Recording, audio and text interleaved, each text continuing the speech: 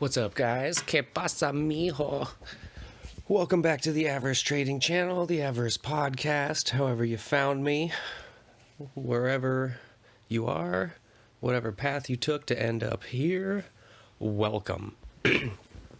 So, for those of you that are new, I've been progressing through the Halloween franchise, doing commentaries and reviews. I have now reached the precipice. We are arriving towards the end. I did the newest Halloween, the 2018 one, first, just because it seemed like it was going to be the one most relevant to people, and me deciding to start doing this coincided with the release, the digital release of that version. So I was just like, fuck it, let's go ahead and do that. And then from that point, I went back to the 1978 one, and I've been moving through chronologically since then. So we are now to the first Rob Zombie Halloween movie. If you've never tuned into a commentary track before, you can sync up the movie at home and listen to my audio over it, or you will be able to slightly hear it in the background, and you could just enjoy it in podcast form or minimize it if you're at work, whatever the case may be. There will be a video component to it on YouTube, but it's not necessarily related. I basically just take some snapshots of the movie and put them over the audio. Sometimes they line up, sometimes they don't. So it's basically just to fill the space so that it can be put on YouTube and have some type of a video component. Also, in the future, because I haven't recorded it yet, sometimes I get hit with a copyright and I have to go back and run it through noise canceling software. And that really makes it so you can't hear much of the movie in the background. And at times it can make my speech sound a bit choppy. So if that ends up being the case with this one, I apologize in advance, because I won't know that until later on down the road. It's actually for Halloween Resurrection, I got hit with a partial block in a few random European countries. It didn't even make sense. I think that it's bullshit, and I probably could dispute it, but given the scope, it didn't feel worth it to me to start a beef with YouTube over Liechtenstein. But it was kind of odd. But that's the one and only video I have up that has a copyright claim. Usually when I get one, I pull it down because, I like stuff to be clean. I like to look at it and see all those green eyeballs. Anyway, so if you do want to watch it, this is the unrated, director's cut, extended, whatever, Rob Zombie original Halloween. I believe that part of the deal he negotiated was that almost all of the physical media releases for this were the unrated director's cut. I think that they put out the theatrical version, and then it's really hard to get your hands on a physical copy of the theatrical version, though. I'm not sure exactly why they did that. I don't even know if I've ever seen the theatrical version. I don't think I have. I've heard people say that the rape scene's not in there and a couple other things, but I have no knowledge or insight on that, unfortunately, because I've never tried to seek it out. It didn't seem worth it to me. But anyhow, I'll give you a couple minutes to get yourself situated. Might take a rip off the old water pipe here. Also, if you're new to the channel, I do that occasionally. I live in a place where it's legal. Suck my dick. Yeah, and we'll go on from there. Feel free, though, if you want to go ahead and load your shit up and smoke along with me, you can do that as well. Occasionally, I'll walk over to my patio door and have a smoke. It's basically me watching a movie and kind of just talking about things in the movie. Sometimes I go off on tangents. Sometimes I go off on tangents. Sometimes I circle back. Sometimes I have a lot to say about the movie. Sometimes I don't have that much to say about the movie. The first couple, Halloween 1, Halloween 2, there's a lot to talk about. There's a lot of lore there. There's a lot of stuff that they did right. There's a lot of observations to be made. And then as you get farther in, there's a lot of observations and comments about how bad things can get. And then like Halloween Resurrection, the last one I did, it gets to where there's just not a whole lot happening in the movie. So you have those few moments that are really irritating, like the ones that really stand out and make the movie bad, and not a whole lot of good to balance it out. And it got to be a little bit tiresome doing that. This one is, I'm hoping, not going to be the same. I'm going to trudge through it the best I can. There's just not as much to say about it that's not totally obvious. And I definitely don't want to just tread over the same shit that everybody says about not doing the backstory, etc. I'll try to give as fresh of a take as I can on it. Obviously, with as many people being fans and putting in their 2 cents, I doubt that it'll be entirely original, but I'll do my best. But yeah, this is a 2-hour movie, so it's going to be the first time. All the other ones clock in right about 1.5 on the nose. They're all about an hour and a half. So this is going to be the longest that I've had to attempt to do this for. So I'm going to set this down. I'm going to take a hit, and then we're going to get the movie started.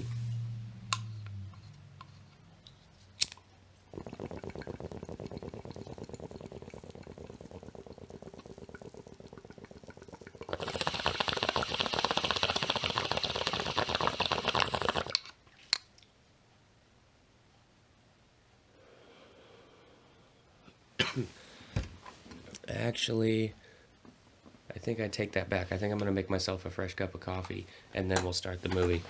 So, excuse me, for those of you that are impatient, try fast forward in a couple minutes. Maybe you can sync it up. I always do a countdown before I start playing the movie. So, listen to me bullshit around before I start the movie. Isn't your cup of tea? Go ahead and kick rocks and move along.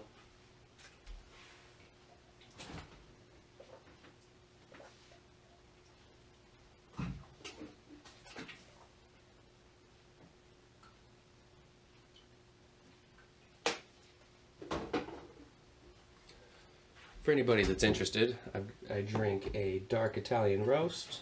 I'm using a Keurig, and I've got white chocolate macadamia creamer. And a huge dick. That's the garbage disposal. That's not the light switch. So you could probably hear that Keurig going back there. Wife talked me, well, she didn't really talk me into it. I actually bought this for her as a Christmas gift. And it's convenient as fuck, but it hasn't functioned properly for about the last year and a half. And I just haven't brought myself to buy a new one because it still makes a cup of coffee. It just doesn't do exactly what it should every time. It leaves a little bit on the table. It doesn't get as much coffee out of each thing as it should. And occasionally you end up with coffee grounds in your shit. I did get this Breville one that's sitting over here on my counter that I thrifted that was working out great, and then I found out that it leaked water, which is probably why it was at the thrift store.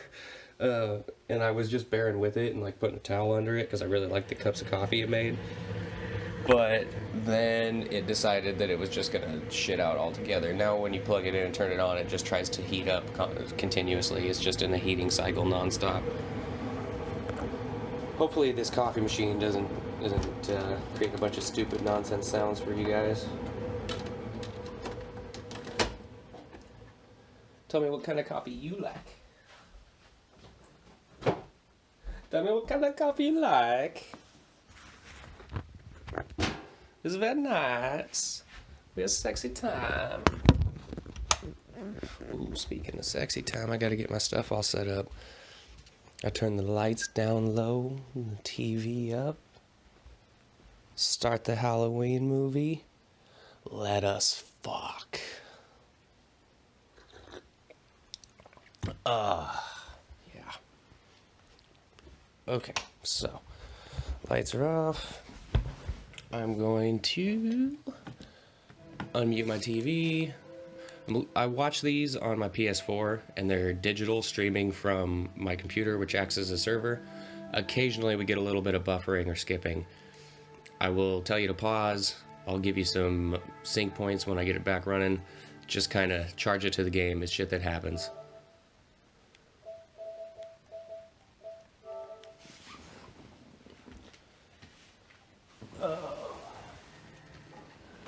probably should plug a charger in just in case. Hello.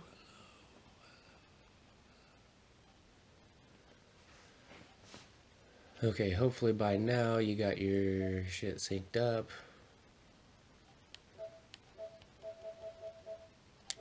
No, that's Halloween too. That would be a mistake. Pardon me. This is all raw, by the way. I don't edit or any of that shit, so there's going to be a few flubs in there, but that adds to the character.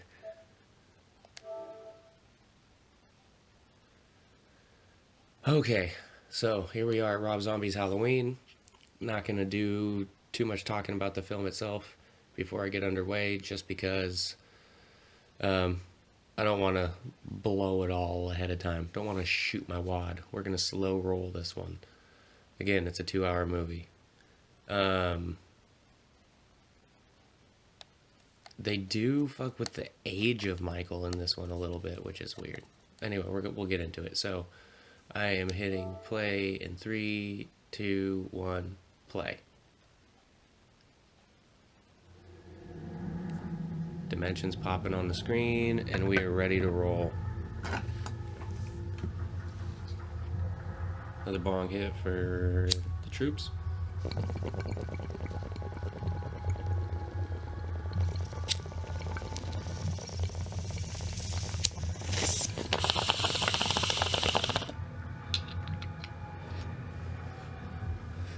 The darkest souls are not those which choose to exist within hell, but those which choose to break free from the abyss and walk among us. Dr. Loomis. The soundtrack is very good. Rob Zombie, I feel like he has a super nostalgia personally for the 70s, because he really works that music into all of his movies, or into a lot of his movies, and tries to have them set in the 70s if he can. And he nails it on so many of the songs with the scenes he puts them with. He does fuck up a little bit with where he uses the score and shit like that in this one. Excuse me. So we're basically introduced right away to the fact that Michael's unhinged.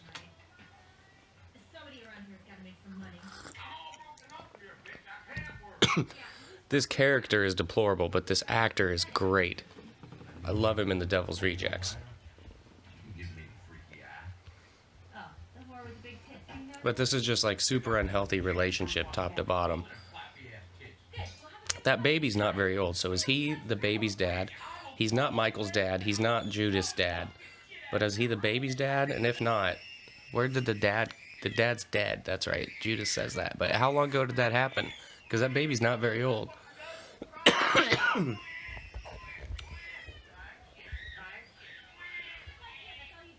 Like, you should put up with this from somebody not even once. After this happens once, she should be gone. But it's just like an everyday thing. He just plays his creeper asshole so well. He's making eyes at her daughter. Can't you see I'm making eyes over here? Since when? Since now.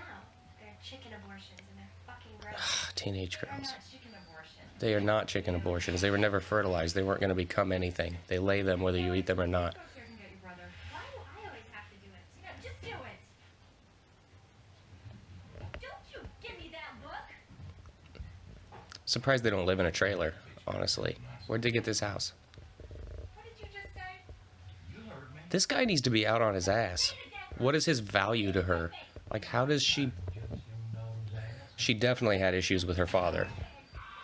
Like, he gets into a weird psychology aspect to this, where it's like, he wants, like, a physician's explanation for why Michael would be the way he is, and he goes that route. So you see, there's no, like, really build up to the snap or anything. We're in the opening sequence, and he's killing his pets with a pocket knife and rinsing the blood off in the sink.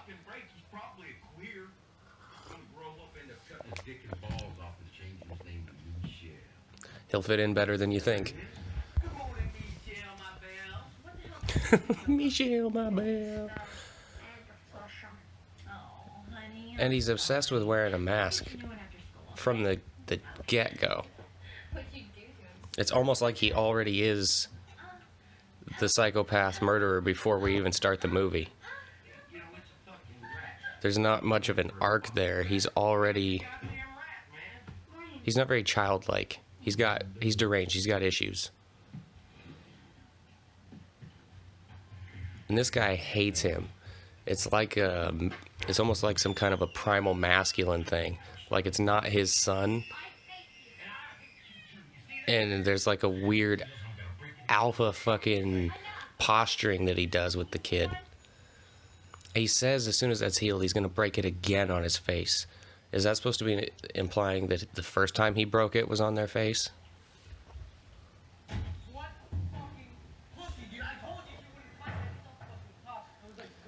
These kids.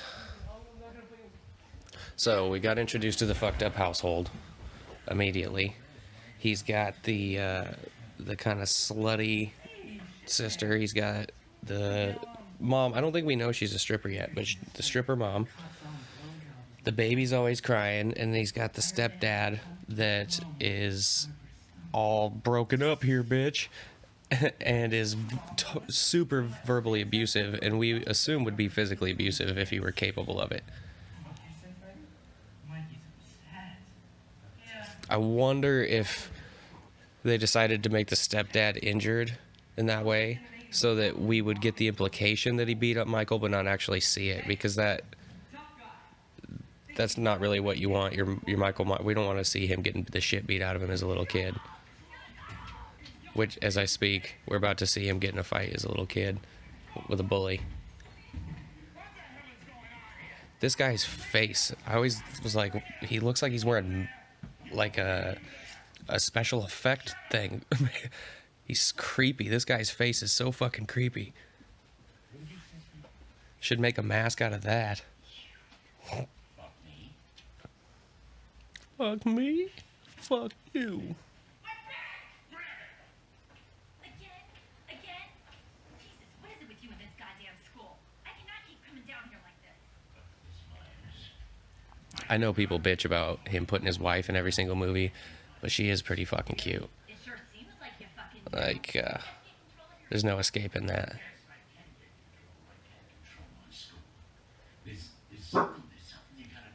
Mary Jane. My dog's gonna, of course, ruin the fucking recording and start barking out the window at nothing. It's pitch black dark outside and pouring rain. There's no way she can see anything.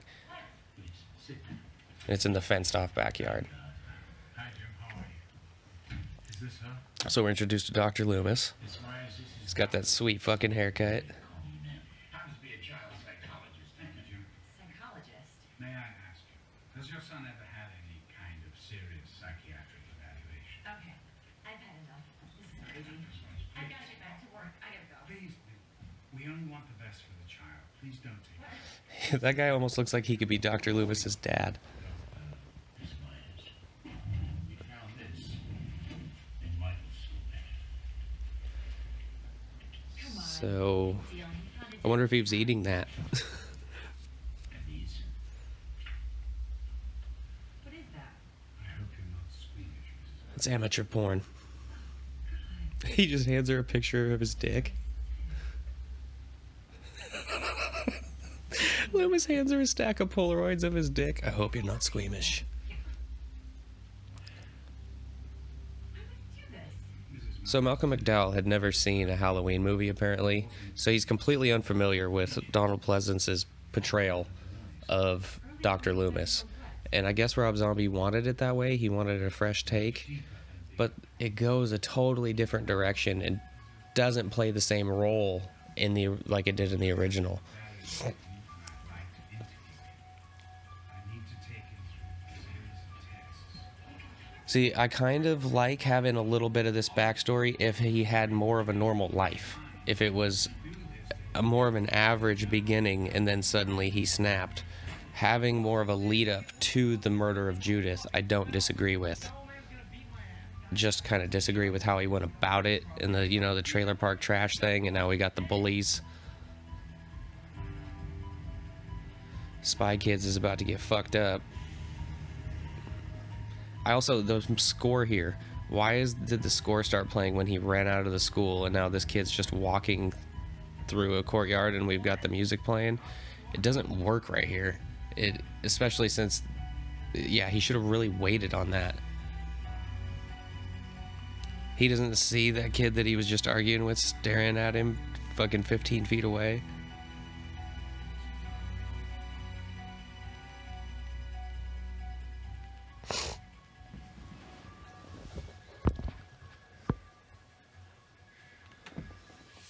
I feel like this kid could have put up more of a fight. He's bigger than him. He looks to be in way better shape. And if he's older at that age, the strength gains between like before puberty and after puberty are tremendous. Okay, he's got a little bit of a knee, hit him in the back.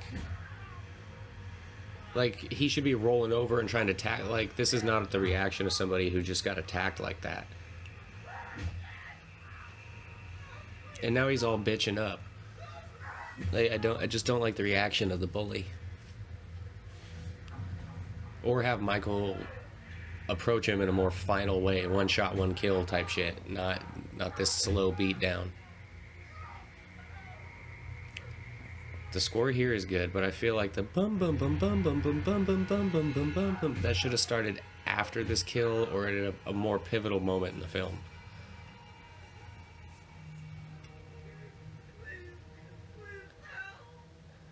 And again, he's already a murdering psychopath before the Judith incident. The Judith incident isn't the turn like it should be. He wanted it to be in this film. He does the shaky camera shit because he wants that moment to be the turn. But he's already this fucking murdering psychopathic kid. So the Judith thing is just another one. It's more the same for... So like I said, it's supposed to be backstory, but we're basically introduced to just a child Michael Myers who's already a murderer, already likes to wear masks, already antisocial. I guess it's kind of like... I love the movie The Shining, but Stephen King's problem with his book versus the movie is that he felt like there was no arc. He felt like Jack started off the movie crazy and then just got a little bit crazier instead of starting off as a seemingly normal guy and then getting very crazy. Since I never read the book and I've only seen the movie, so I don't have the comparison. I can kind of see his point though here, because there's not really a whole lot of character arc. He's just a fucked up little kid at the very beginning of the movie, the whole time.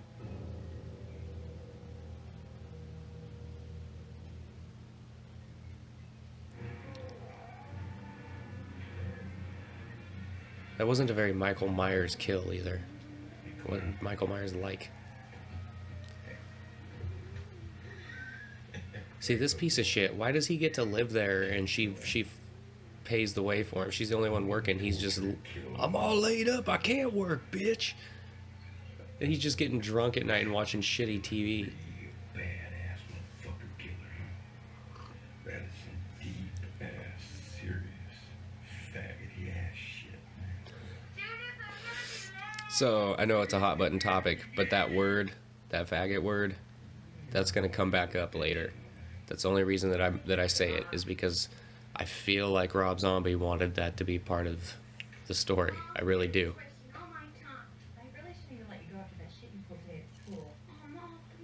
See, he just kind of smacked the kid a little bit as he walked by. I don't feel like it's friendly. He's not joshing him. He really like hates this kid.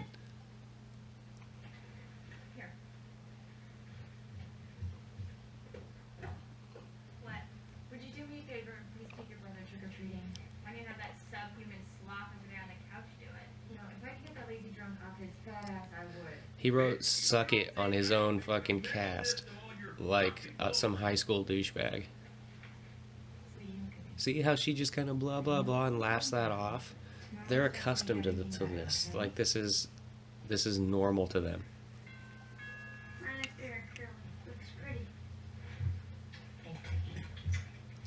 It's just he's accustomed to this chaos. This piece of shit looking dude. you do. How come dudes with long hair look like they never wash it? Are you kidding me? Go by yourself. Aren't you too old for that anyway? Whatever. Sorry, Squirt. Have fun. I love this fucking Kennedy poster up on the wall. That doesn't seem like a family that would be big fans of Kennedy. Now we know his mom's a stripper. Oh no, we knew in the bully. That's right.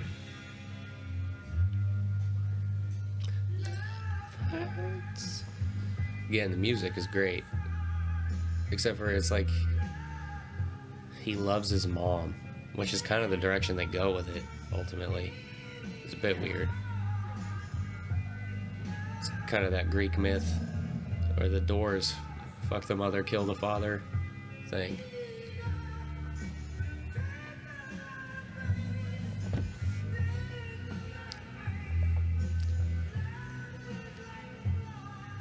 Okay, my dog is gonna drive me nuts, so I'm going to pause the recording and the movie. To you guys, it's just gonna seem like a smash cut, but if there's a problem with the sync, then I'll give you more information on the other side. Okay, guys, so we're back. My thing says it's at 15 minutes and 1 second. We're right up close on the sticker that says, "Learn from your parents' mistakes, use birth control." And I'm playing. They're making out on the bed. This guy's fucking weird. And this is where we get introduced to the mask. So, he has the mask as a kid in this movie. He doesn't just steal it from a hardware store later. It's like actually important to him. It's something that he had as a kid. Which is why they get away with having a slightly deteriorated mask later on in the movie. Because it's supposed to be his original mask from when he's actually 10 years old in this one. So in the original, he was 6 years old when he killed his sister. In this one, he's 10. In the original, he was incarcerated for 15 years, so he gets out when he's 21. In this one, he's incarcerated for 17 years, so he gets out when he's 27. It's like, what? I guess he was trying to make the timelines line up with Laurie Strode being 17 and him getting released. But why make him 10 at the beginning? I don't know. Just, he did weird things that way. And then this one starts in the 70s, I think. Does it specify? I don't know if it specifies what year it's supposed to be. So he takes himself trick-or-treating. He's eating his bunk-ass candy corn he's disappointed by. The stepdad's passed out drunk. I fucking hate candy corn. How do you guys feel about candy corn?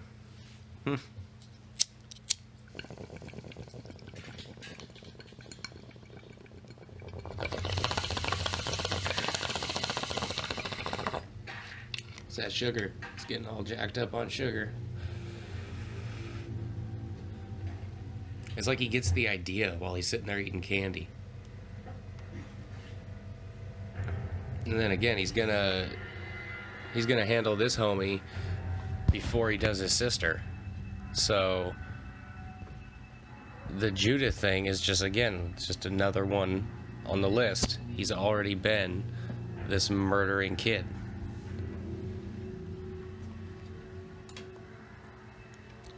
No arc of the character.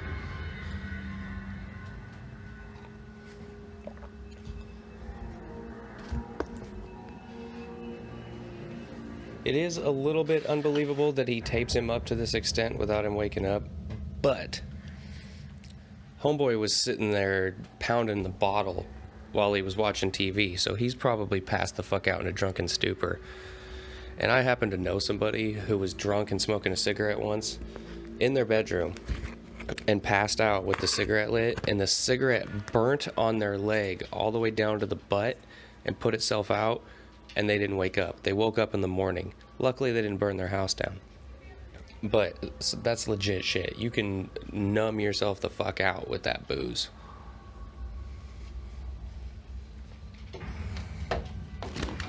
Is the coast clear? Now the music is good.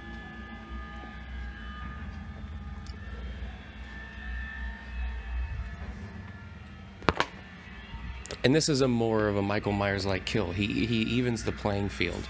He has dude all strapped up so that he can slice his throat, and he's not going to have to deal with a struggle, something that a much smaller person would be able to pull off.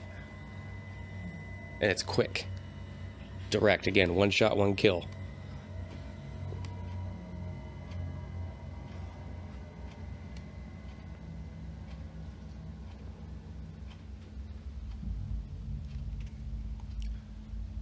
Get the obligatory titty shot. See, Rob Zombie also kind of missed that about the Halloween movies. They're not about the tits. They're the one that usually doesn't show tits. One thing he nailed about the Halloween movies is the dude's going into other people's kitchens and making sandwiches and shit. This guy just makes himself at home. Okay, here's a question for you guys. When you make a sandwich, do you put all the shit on the table and then sit down and make the sandwich? Or do you make all get all the shit out on the kitchen counter, make the sandwich, and then sit down to eat it? The way that he does this is never how I would do it. This kill's a bit brutal for a Michael kill, but again, he's leveling the playing field. Homeboy's sitting down, and he's going to get this baseball bat. And once he cracks him in the back of the head, it's dunzo. There's nothing he can do about it. It's a more intelligent way to go about it than just trying to head up, square up, and battle him like a Jason would.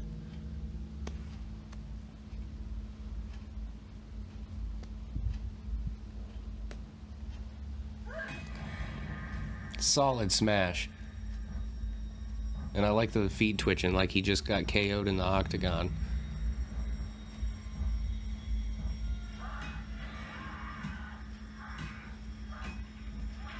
And that is a weapon that a kid that size could swing with enough force to really fuck somebody up.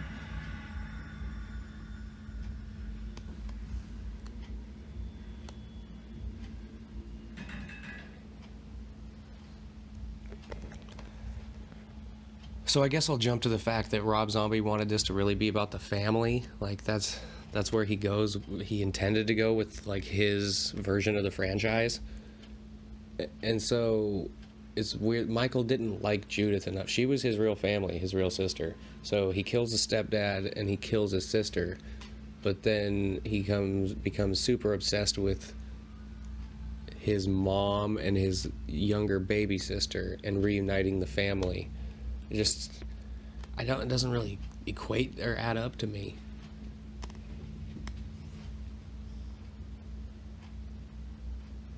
I guess I jumped ahead a bit. He hasn't killed her yet. But that's where Michael gets the mask. And it looks funny because he's so small wearing it.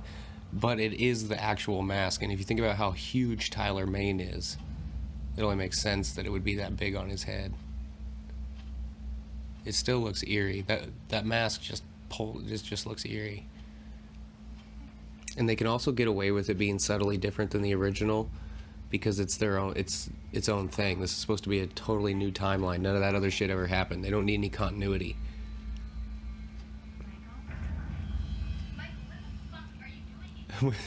Like when she starts slapping him around here and the mask turns on his head. Oh, damn.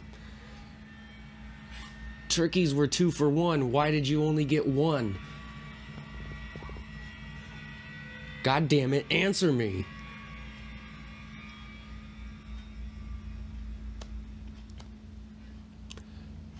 He kind of messes with her a bit. It's personal, which is weird that it wasn't personal with the stepdad. I guess there was the physicality issue. He needed to neutralize that.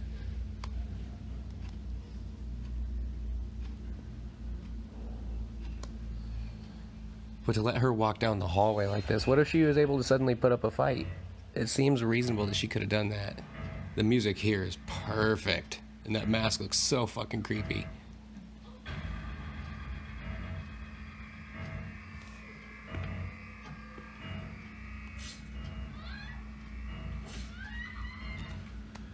It is weird that she didn't attempt to fight back. Like, that's her baby brother. She's much older than him. Like, you have to... If he's 10, she's probably, like, 17. The fact that she wouldn't try to just smack him in the face or club that out of his hands. I have an aunt that's similar age difference, and she definitely would have tried to smack the shit out of me. She'd have karate kicked my arm, probably. Now we have that moment where we wonder if he's going to go for the baby, but we know that he's not, because that's where the story goes. So Rob Zombie also chose to go with the pursuit of the sister being Michael's main objective. He does put a twist on it, though, where he actually is trying to, like, bring her in and have a relationship with her, which is, like, doesn't work well. But he does add in that there's a baby at the beginning, which in the second one they try to add it in after the fact, but in the original there was definitely no other baby there, because who was watching it and where was it in the opening scene?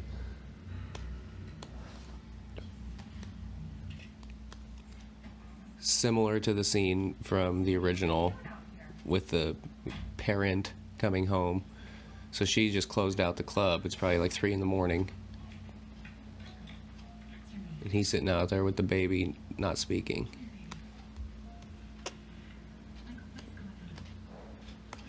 So again, I kind of missed I guess, when the camera was shaking around and shit while he was killing Judith. That was what Rob Zombie kind of intended to be, like, the turn, like, the arrival of this evil. But he was evil beforehand, and he's evil afterwards. He talks beforehand, he talks afterwards. He wears masks beforehand, he wears masks afterwards. I'm not really sure what changed. It's just this is the incident that gets him put away, is really all. But now it's not just his sister. He actually killed 3 people there, if you count the bully, 4.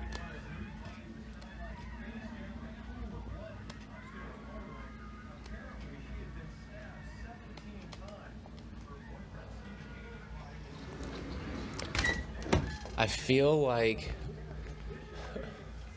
Rob Zombie was a fan of the franchise, but I feel like he was a fan of the wrong parts of the wrong movies. This family thing, and, like, later when he goes kind of telepathic, it reeks of, like, the horrible parts of 4 and 5 with Jamie and the telepathic connection and all that kind of shit.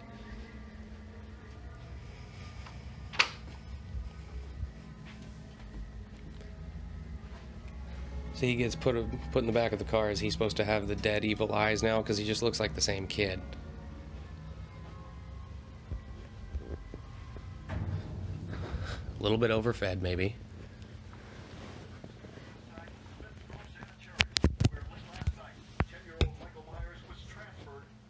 So now it's 11 months later, and now he's 10. So was he 9 then? Okay.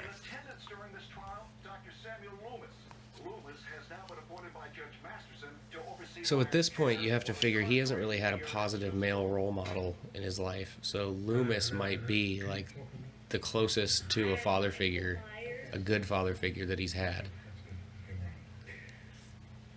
Not at this point, but that you'd think that would be the relationship they build over time. He spends more time with Loomis than anybody else in his life. You can ask me whatever you want. That's why I'm here. If you have anything on your mind, feel free. Anything. See, now he's just trying to play it off like he's a normal kid. He's talking after the inciting incident. Tell me, Michael. I do like the exploring of Michael's stint in the actual hospital. I just don't like that they did it with him having different characteristics than he should have. So, I mean, of course, I'm not a filmmaker, who the fuck am I? But in my opinion, the best way to go about it would have been to show the backstory in the beginning, like they did, but have him be more normal. Have him be a regular kid. Then have something happen, the turn, he kills his sister, and then from then on, he's a psychopath.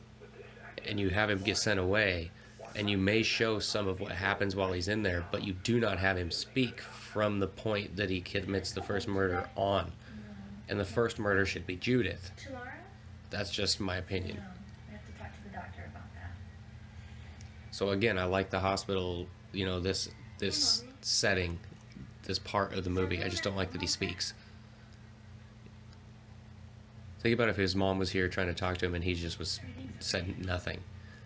They kind of have him go towards that, towards, you know, the end of this act of the film, but he should already be like, it should have been more like a flip switch, like a possession.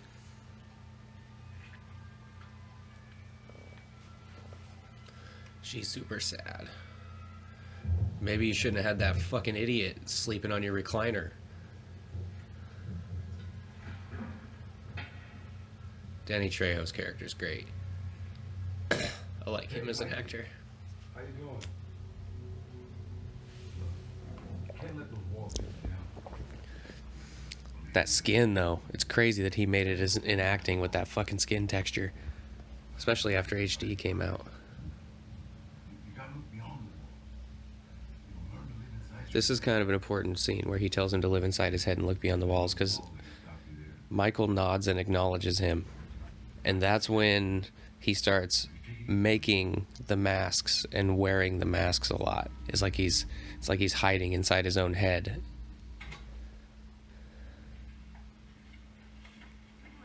See, now we get introduced to him making the masks and wearing the masks during interactions with people. Why is it all black? It's one of my favorite colors. Well, actually, black isn't a color. I always like that they address that, because I used to have this argument with people. People would ask me what my favorite colors are, and I would say, well, I like black, but that's not a color, so I guess red. And then they would always say, why isn't black a color? And I'd say it's the absence of color, it's the absence of light. And white is every color, or all light. Why did you make it? And they would, why isn't every color white is blank? And it would, We have no secrets here. like true black. Have you ever been driving on a road that has like hills or slopes in it, and as you're coming over one, your headlights create like a flat plane over the top of the hump, and you can't see anything in the dip? That is black. It is nothing. When we make things black, it's kind of a reproduction of black. It's not truly black. True black is you can't see anything. Tangent, sorry. So now he's starting to lose his humanity, I guess, and fuck around with these masks. When did you make this? Just yesterday. I wonder where he gets the supplies. Like, they just let him have all these glue and scissors and shit in his fucking... Does he have to tear that by hand? Face, take it off. It hurts my ugliness. Sweetie, don't say that. Take it off. I'm ugly. Why couldn't you have cared about his self-esteem when you were... before he was a murderer? I missed you so much. Of course, because he's a little kid. He's idolizing his mom, and he doesn't see how much she's responsible for how he ended up. She's responsible for bringing that guy into his life. She's responsible for letting the household run the way it was running. She's not responsible for the husband dying or the dad. I don't know what happened there.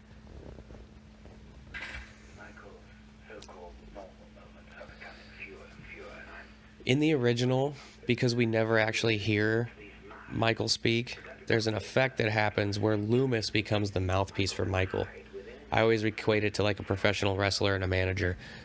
In professional wrestling, they'll have a guy that can perform well in the ring. Maybe he has a great look, he's physically imposing, he's a big, strong guy, but he can't talk well on the microphone. Maybe he gets nervous, or he just can't connect his thoughts together well. So in that case, they'll have a guy who is very good on the microphone, but maybe isn't the greatest wrestler, or doesn't have the presence, or is retired now. They'll have him tag up with this guy, tandem up, and this guy will become the mouthpiece and do all the speaking parts. Then the other guy goes in the ring and performs. So Loomis essentially did that for Michael in the first two movies, because Michael doesn't speak. So Michael does the actions, and then Loomis elaborates on the character and the personality traits of Michael. Except for he's not trying to build him up in the same way. He doesn't want him to succeed. He's just trying to convey to people how dangerous he thinks Michael is. So in this one, because Michael does so much speaking at the beginning, a lot of that's lost. We already know who he is and what his character is developed before he ever breaks out. So the things that Loomis does say about him being evil and things to that effect don't carry the same weight because the audience already knows that. We've already seen it.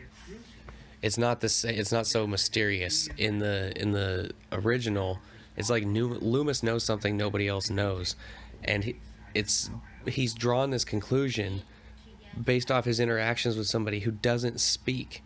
It's just a feeling. It's just like he's looking at this boy and he just gets this gut feeling that he's evil. And so he's then got to try to convince other people of that. And this one, he doesn't have to do that. We know that this kid's evil. He's already done a whole bunch of heinous shit. He talks. Like,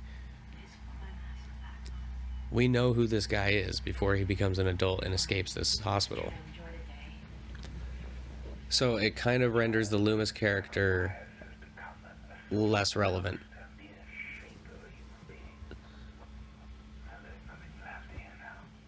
In this segment of the film, they do use him to kind of narrate the transition from being a little boy into being something that's no longer human. But again, I feel like that should have been not such a gradual process. It should have been flipped right when he killed Judith. I like how his mom and Dr. Loomis have to eat the shitty hospital food when they're having lunch with him. She can't bring him Taco Bell or something. She's always drinking out of one of those cups, and he's drinking out of a coffee mug.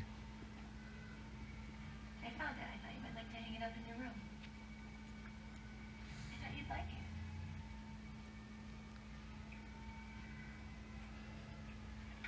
it. For some reason, he has an extreme bond with that baby, and he ends up holding on to that picture for 17 years and takes it with him when he leaves. He's got this murderous rage, but he has several opportunities where he could attack Loomis or his mom. But he waits till they're out the barn, and then he plays.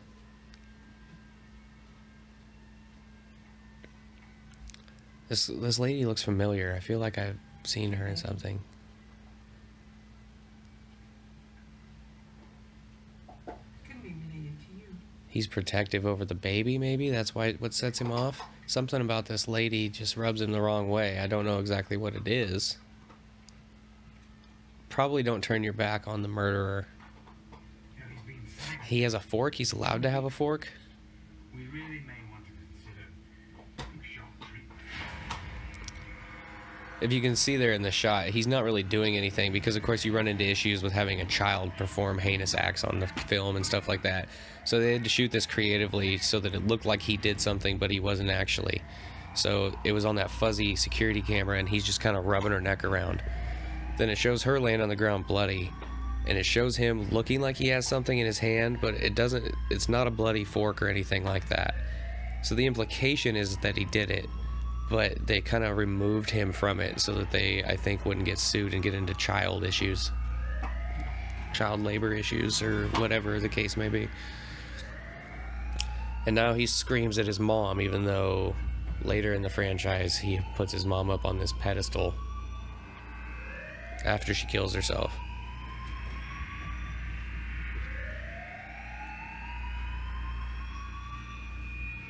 Man, that's like the Dumb and Dumber most annoying sound in the world. We get it, man.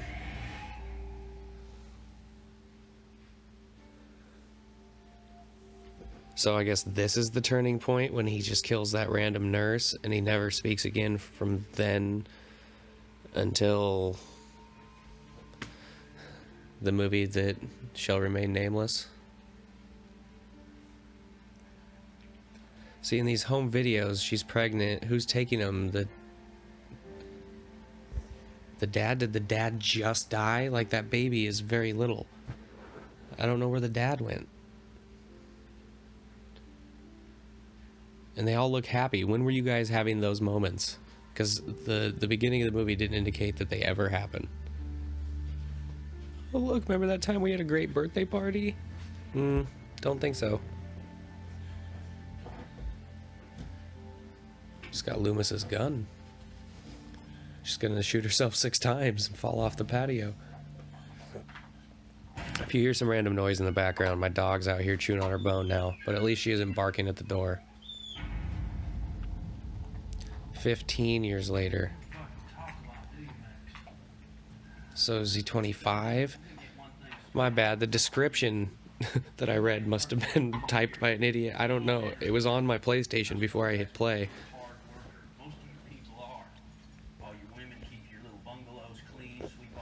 See, this is a satisfactory scene for showing us that this guy fucking sucks. I think part of the reason that they got Danny Trejo to play this part, and I guess maybe even this guy, apart from the fact that he plays a great redneck fuckhead, is that Danny Trejo is like 5'2". So next to Tyler Mane, who's already a really big guy, it makes him look giant. It's just a relativity issue. It's an optical illusion. It makes Michael look like 8 feet tall, when in reality it's just because Danny Trejo is so fucking short. See, in a lot, you have to do camera tricks a lot when you're trying to make somebody look that big. But with Danny Trejo and Tyler Mane, you just show it, and it makes him look ginormous.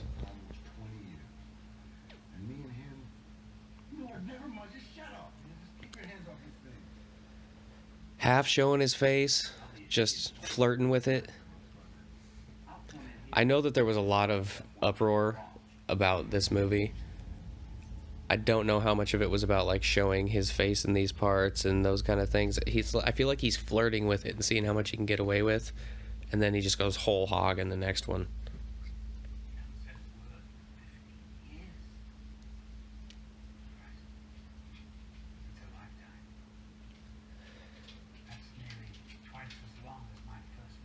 See, feel like in this scene, it seems like Loomis almost has a relationship with Michael. Like it's like a project, like it's like a project car. Like he has a muscle car in the garage, and he's been going out there and wrenching on it a couple hours a day, every day for 15 years, and it just never gets done. It's just never even close to resembling a completed project. He puts in the work, feels like he's doing the right things, but he's just getting nowhere. And so he's just decided that he's going to sell it or scrap it. He can't continue to beat his head against the wall anymore.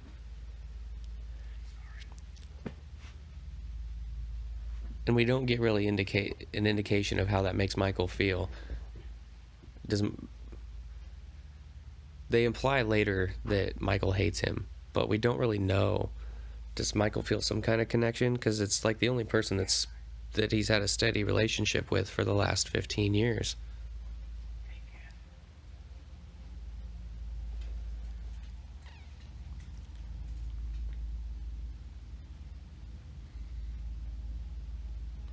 Now he's dressed more like Loomis.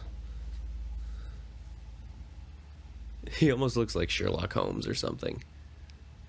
It's just, I know this guy is a great actor, and I think he did a great job with the instruction he was given, but it just doesn't come off the same way that Loomis doesn't carry the gravity that Loomis had in the original run. And the great part about Loomis was he was in almost all of the original story arc, so we got that consistency of him nailing the Loomis character over and over and over again. Donald Pleasance, that is.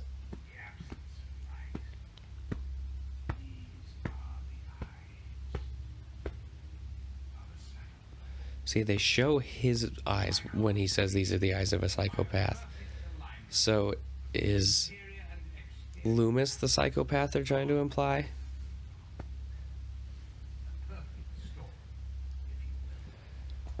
And he's touring around with this book that he wrote about like his biggest failure. He wasn't able to make any progress whatsoever with this kid.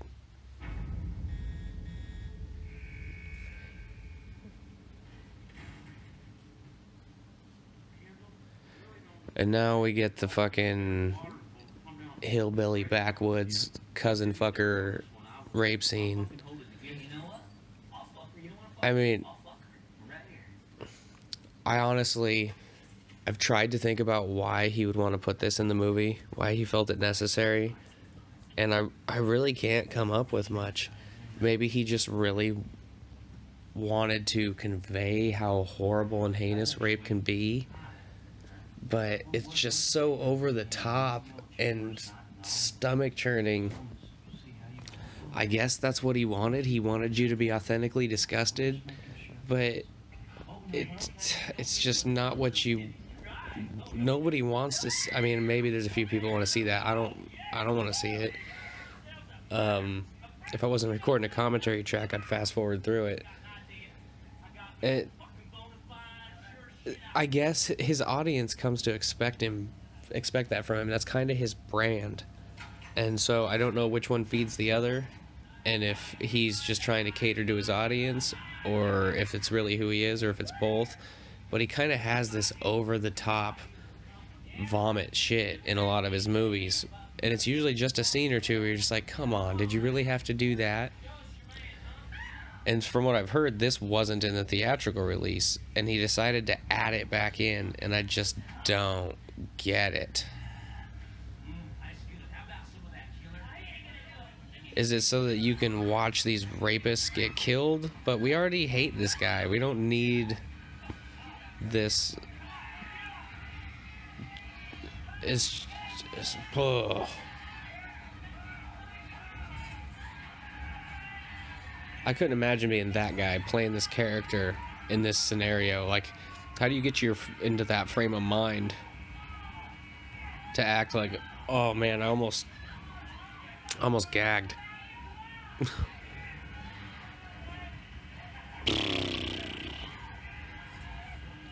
But okay, so we're gonna get a call back here.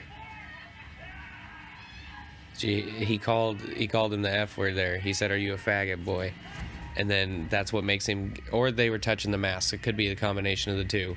But Ronnie says that to him when he was a little boy.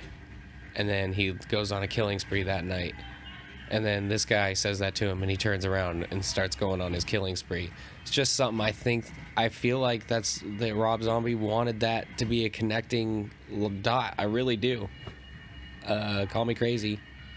I swear that I didn't bring this up just so I could say that word. I was actually treading on if I was going to, but I wanted to address that connection that I feel like there is. I also, that guy could have got a better death for somebody that you hate so much, because Danny Trejo gets a pretty good death here, and that was a guy that we actually like. So just give us the satisfaction of watching the rapist get some creative fucking, have him power bomb him onto the cement floor and just smash his head. So something not over the top, like I don't mean literally smash his head and have it explode, but just have him lift him up in the fucking air like the Undertaker and slam him down, and you hear just that crack as his head hits the ground. Something more dramatic than just the smash against the wall, unless they're trying to indicate how strong Michael is.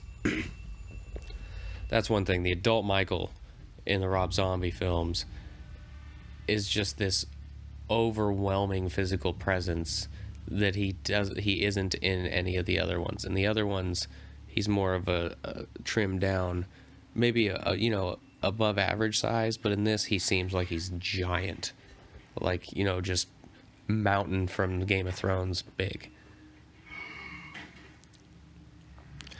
Fucking run, dude. Run. Yeah, don't try to investigate. Do they look like they're alive? Run. Not my reaction. Oh, not my reaction to this either. It's kind of a strong psychology move, though, to just try to treat him like everything's everything and see if he snaps back into the pattern of behavior where you get to boss him around even though he's free.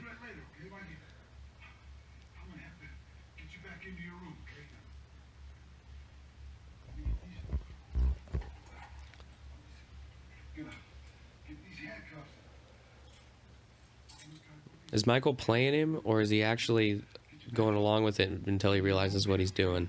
I don't know that part.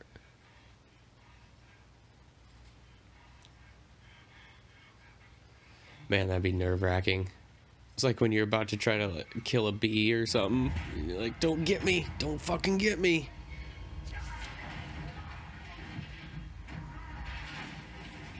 again, see the physical presence. He's just brutal, just capable of tremendous destruction, and that was something that the other Michaels really didn't have.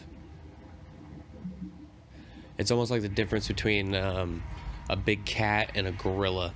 Like the other Michaels were like a a jaguar or something, and this Michael is like a gorilla. He's just smashing shit, just Hulk smash. He loses a little bit of his creep though. He doesn't have as much subtlety and tact to him.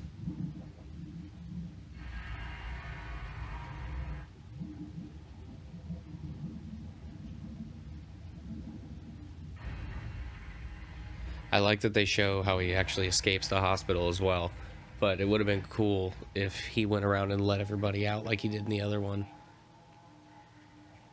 But then I guess you'd have to kind of acknowledge the fact that he interacted with all of them but didn't kill them. I used to be afraid of tipping the TV over on myself when I was a little kid and crushing my head.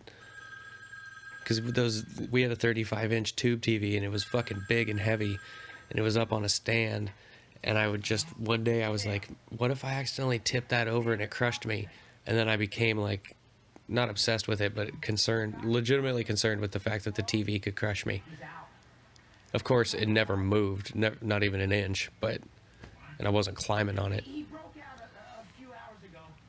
Sam, it's a fucking massacre. I'm coming right away. Right. That's what she said.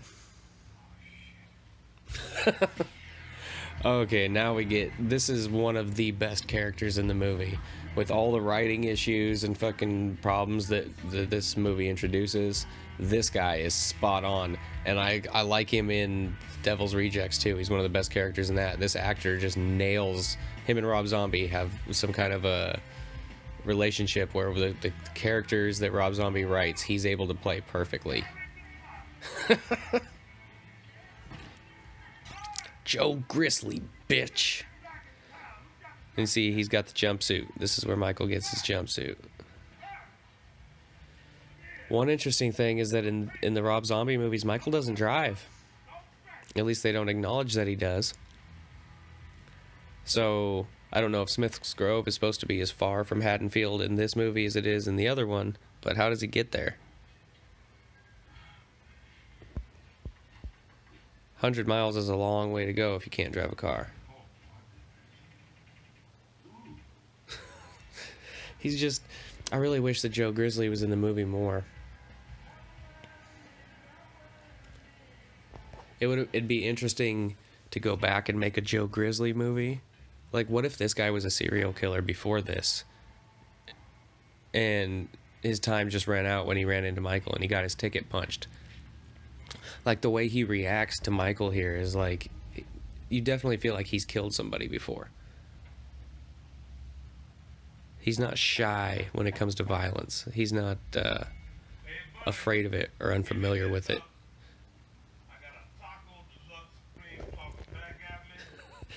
It's deluxe and supreme. It's not redundant at all.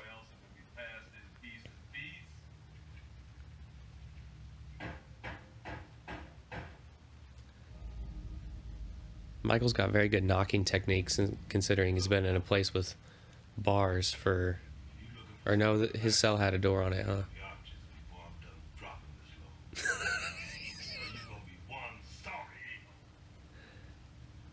Why not say sorry motherfucker or something like that? Sorry a-hole? You see, Michael's feet are dirty as fuck because he's been walking in sandals, slippers.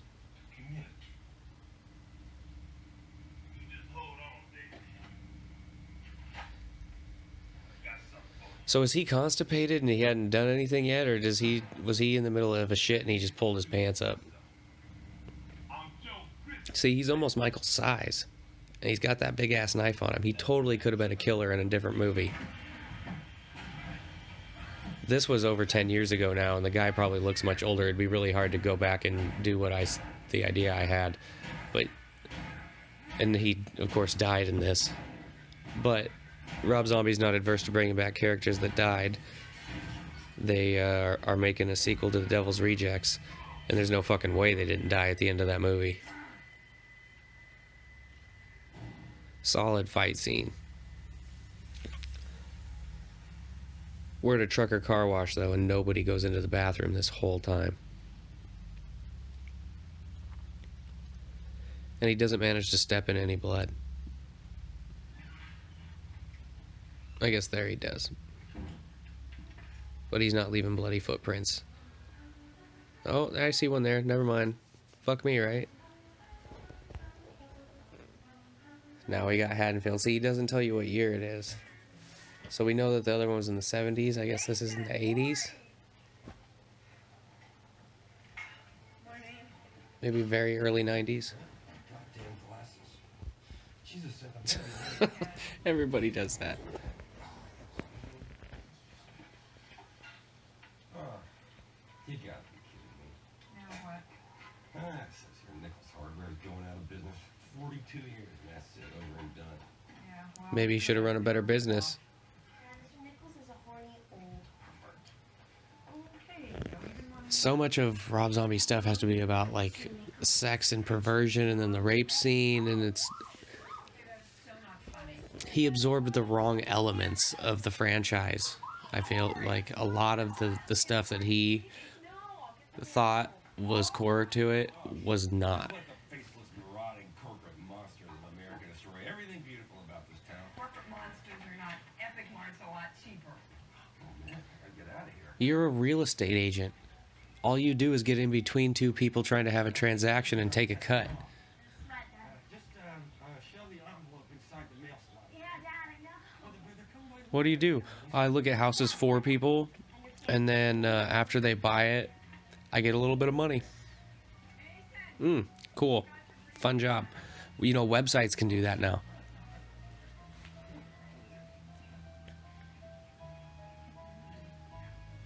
Oh, you think you could glue Mr. Bones' arms? Have a good day, baby. Her parents are great characters, though. I don't think we ever see them again. Oh, yeah, we do. What the fuck am I talking about? He kills them. Leave me alone. It's the original one where we never see her kids again. Rob Zombie goes the annoying route with the kid, too. He makes him super annoying, like, obviously. Whereas Tommy was annoying in the original one, but it didn't play the same way. Laurie was just kind of going along with it and being friendly, but in this one, he's annoying, and you can tell. I'm crazy. Tell me I'm your babysitter. You're crazy. I know this. You're crazy. You're crazy. She's a great Laurie, too. She's got that kind of, you know, average girl next door, does decent in school, doesn't get into a lot of trouble feel to her. And I guess if she was only a few months old when all that went down, she wouldn't have trauma from it, any lasting effects.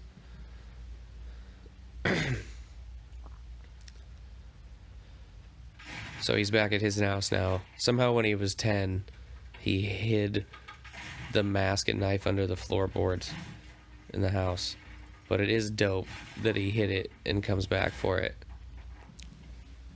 And that's why they get away with the mask being slightly deteriorated. It's because it's, 15 years old. It's been laying under this house.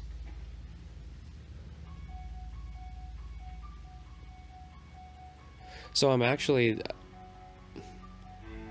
Did Tyler Mane ever wear the other mask? Because I imagine they made a different mask since this one has the extra markings on it from the mask in the first kill. They just went with the size for continuity. I suppose you would have to. You would have to make the mask the same size for it to be believable that this is it. But I also think he was working towards Michael not wearing a mask, and he started it by having the mask be deteriorated at the beginning. He can smell what the Rock is cooking. Right there. Are you crazy? The way he stepped and pulled that knife out of the floor was very Michael Myers-like. And we really don't have any idea why he heard her voice and decided that he was connected to her. Because in the original, of course, we don't know that she's his sister right away. So she comes to the house and he kind of imprints on her and it's on from there. But he heard her talking and went down, and we already know she's his sister, and I guess the implication is that he knows that she's his sister. But how would he know that? I know sometimes they say that babies or kids speak with the same cadence as their mother. It's because they hear their mother talking while they're in the womb. And so those speech patterns and kind of the inflection just becomes what their brain recognizes as talking. So, is it possible that her voice is very similar to his mother's, and that's why he recognized it? That's just a guess. Danielle Harris back. Jamie from 4 and 5. Luckily, she didn't get killed in that string. Her character did, but she wasn't playing it. So I really like that he brought her back for these ones. Plus, she's hot as fuck. They're not going to come home early. Okay, Mrs. Wallace is a lash. They're going to be out all night getting hammered. So I forgot that they don't have like the classroom teacher scene where she's giving the speech. They're just talking here in the library and he's staring. And he's just standing out by a tree because he didn't steal Loomis's car in this. He didn't drive. So he's walking everywhere in that outfit and the mask in the broad daylight.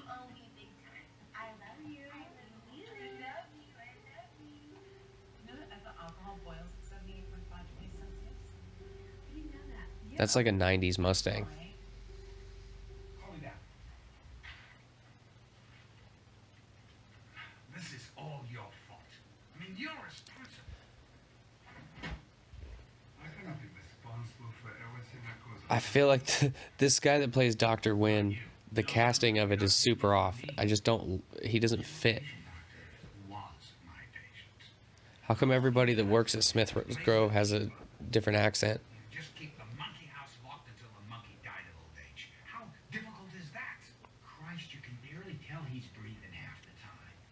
He's been like a comatose kitty for 15 years. Yeah, but don't you know what he's capable of? Look at his fucking You should have warned physical being. He's a specimen. So you're just gonna wash your hands of the whole thing. You know, you two make me sick. See, again, these Loomis scenes just don't feel important. He is mad that trusts in the tameness of a wolf. We've given the Yeah, we're aware of that because we've seen the whole thing play out. I don't point bullets and shove a 5-year-old. Well, what do you want us to do? Yes, I mean, what do you want us? I want you to get on the phone See, they leave out the part that he's driving. Rob Zombie made it so he couldn't drive, here last night, and I want you to tell them exactly which I guess was one of the more Guys, we don't know where he's going. unrealistic parts of the original, but it kind of was this mysterious aspect of Michael. You always wondered, how did he learn to drive? How did he know how to drive? And that's just cut out of these ones. He walks everywhere. Haddonfield. Haddonfield's 100 miles away from here. Yeah, see, it's 100 miles away, so he walked 100 miles? I don't mean to sound conceited, but I'm like the fucking hottest cheerleader they got. Yeah, but that doesn't sound So conceited.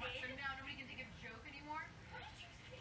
Check it. So Lady Fuckface gives us 3 new chairs tonight. So I'm like, hey, why don't we just rocket commando fashion snatch? And maybe nobody will notice we're doing the same old tired shit. Oh yeah, I did. Yeah, you know that dried up fucking bitch He's there? got a nice Slayer t-shirt on. Dad and Tug So I guess this is the 90s. that C-U-N-T, needs to get laid. What did your dad say? I don't care. It's The C-U-N-T needs to get laid. It felt so forced. says suck up your team. Daddy's little Pookie would never do something like that. Gosh, ever since your parents split up, you I don't really like the Linda character in this one. I like Annie and I like Lori, but I don't like the Linda character that much. And this walk home takes a little bit too long. He did a lot of character development or, backstory on Michael and shit in the beginning. So as we get towards, the meat of the movie here, where we're actually catching back up with the original storyline, he has to progress through it much faster, at least the kill portions. There's not as much stalking on the periphery and moving in slowly once the night begins, because I mean, he didn't have the time. The movie's still 2 hours long. He put so much extra backstory in, and then included almost all the original stuff in the end, plus some. So you end up with a 2 hour movie that kind of feels a bit long. And so then when you have this scene with them interacting, etc., take as long as it does, it just feels like you could have trimmed it in some spots. Oh my god. You should date him. She's got a leaf stuck to the back of her jacket sleeve. This bracket is great. He's the best. Nice furry hat, Mr. Brackett. I'm on my way home. The writing and the acting for him and for Lori are great. Make me nauseous.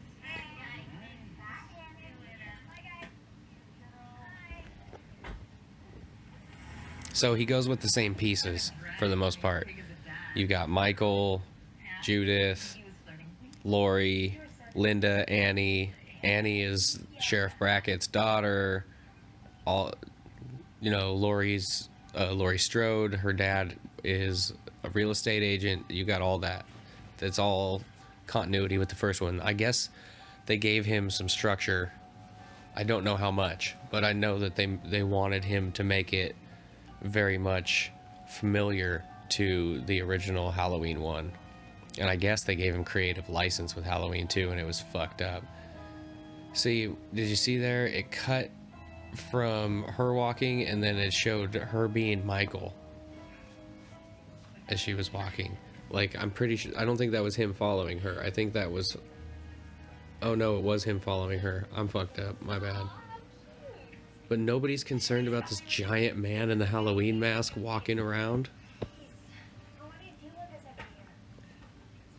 Unbelievable reason your father likes it. You look like you Fuck those little plastic joint things. thing in the hole. I can't get the thing in the hole. Oh, I got it. You got it? Yeah, I'll try one. Is he still there? Yep. Again, great use of the classic score. Michael doing Michael things. Bagel thing this morning if you want to know the truth. Oh, that was a joke. Yeah, It was well, a let me joke. tell you. His hair almost looks gray there. That was a weird angle. I guess the sunlight. There's a lot of him out in the daylight. It made more sense in the original because he was under cover of the car a lot. But that would be creepy as fuck. Sheriff Frank, please. Dr. Samuel Loomis?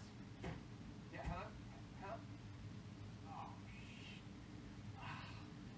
Can I borrow your cell phone? This thing's about as useful as a rope. Captain Spaulding, Sid Haig. I don't have one. Causes brain cancer.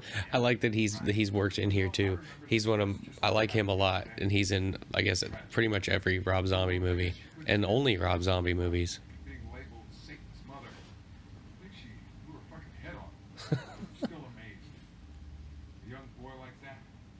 And they have Michael steal Judith's headstone for some reason. I think he wrote a book or something. Again. Blood Money. Yeah, I read that book. It was a masterpiece. Are we close? Yes, it's just here. I get. God damn. It is more believable that this Michael would be able to pick up a tombstone, but it's still that's superhuman power. And he didn't have a car, so he just carried it. Who would do shit like this? I think I know whose grave that is. He got hungry again. I don't understand the trick or treat flash.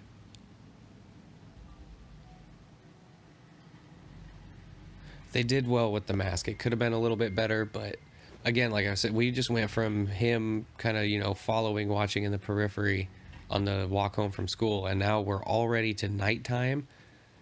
We're skipping over a lot of the stuff between Annie and Lori and all that that's in the original.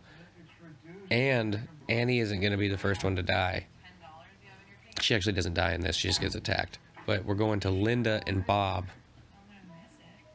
Don't worry, dude. We'll find one. And I don't know what house they're in. Is this the Myers house? That's a good shot. They went to the abandoned Myers house to fuck, so that's how they had him get Linda and Bob. I guess it would make sense for why he'd want to kill them. They came to his house and fucked. This is going to remind him of exactly of his sister. The one he killed. Not the one that he's nostalgic for and wants to run away with or some shit. A little warning would be nice. I'm sorry. A little understanding would be nice.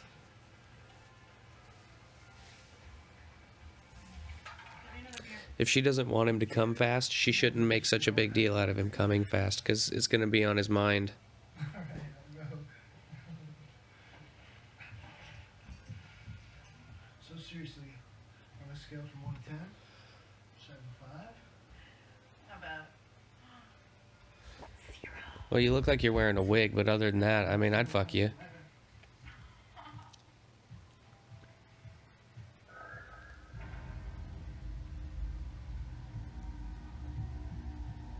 Wait, is he going down into the kitchen of this abandoned house? What could be in there? I'm confused. Did they bring their own beer?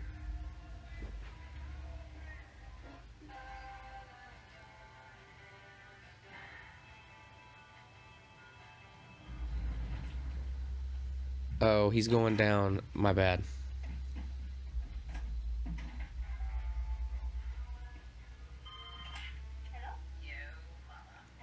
For people just listening to the audio, he went down into the car and got beer out of the cooler. He didn't go into the kitchen. I was tripping. I've watched this movie a bunch of times, and I've never before caught that they were at his house. You don't think that, do you? And it's such a weird cut from her being Shit when Annie thinks anyway. walking with her friends home You think? to being night and then pulling into that house. You don't have as much of a sense for why they're there. It's such a...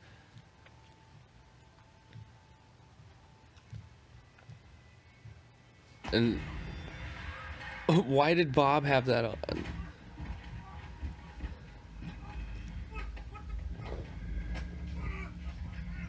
And this is a great scene, even better now that Michael is fucking giant.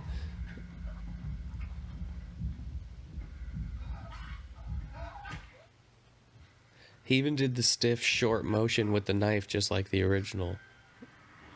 I always thought that there should have been more of a wind up and follow through on that that stab into the wall in both versions. He needed to really fucking put his hips into that.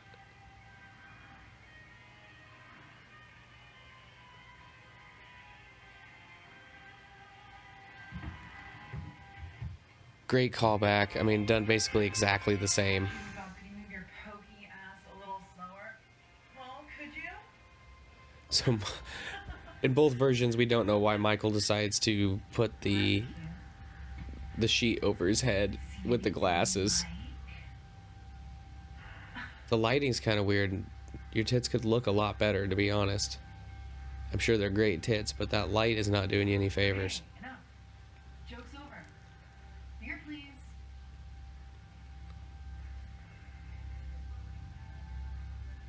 Thank us for the friendly asshole ghost. Hand me my beer. Hand it over, dick. That's a bit goofy. He should throw it at her and hit her right in the face. I'm such a fucking jerk every time we do it. You think you'd be great when you're touching Ooh, that booty. thing. But anyway, you're not a zero, you're fucking like And a runway. or something. Beer. See, Rob Zombie doesn't shy away from the nudity, and that was something that, for the most part, is kind of a rule with the Halloween franchise, that they really do shy away from the nudity.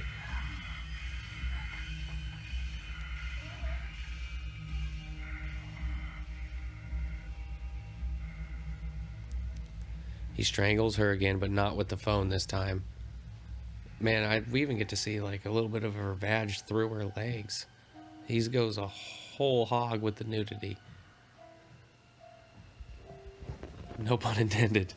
And then Joe Grizzly bitch was looking at a nude magazine, and I saw that girl's butthole. What about this big one? They're showing buttholes. Yeah, that one. Yes, that's the 22 Smith and Wesson. That's good. That's okay if you want to. Is there no probationary period or waiting period or background check or anything for this stuff? 357 Magnum with mainspring polygonal rifling. Beautiful. Muzzle velocity of 1400. Great. Just wrap it up. That's fine. Okay. Thank you. I'm in a bit of a hurry. Oh, excuse me. Wrap it up. That'd be great. Thank you. What are we hunting? You think he's going to use that pistol to hunt? People hunt with pistols? Happy Halloween. Bye, you guys. I believe because the pistol has a way shorter barrel than a rifle, that your accuracy at distance is just not nearly the same. I think. I don't know a lot about guns and ballistics. You are this beautiful No, you bought me the blood. You gave me the content.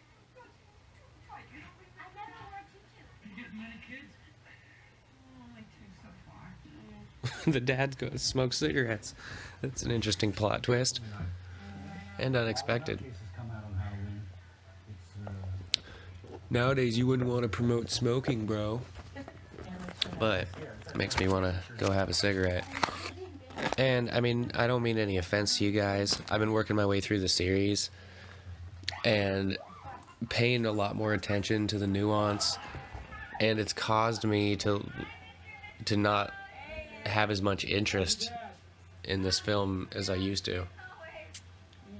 I'm still here to do it. I'm committed. But when I decided I was going to do the whole series, this is one of the movies I was really looking forward to doing.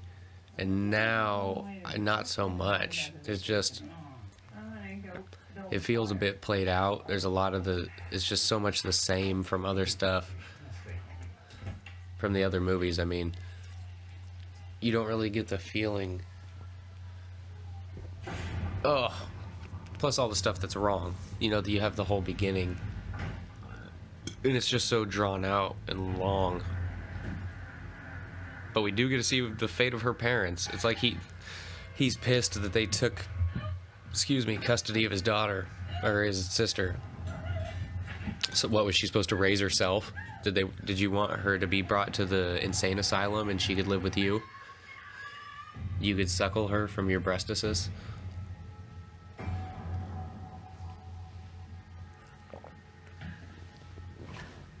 Oh, very high body count in this one compared to the original too.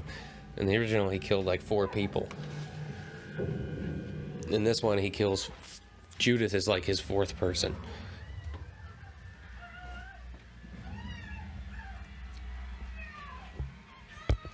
Coming to get ya. Ooh.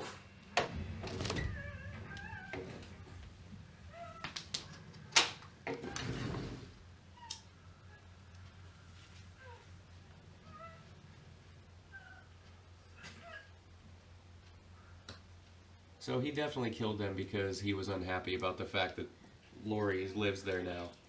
He followed her home, he saw that that was her new family, and he's wiping them out because she wants to be his only family again. Which again is just such a weird direction to take it.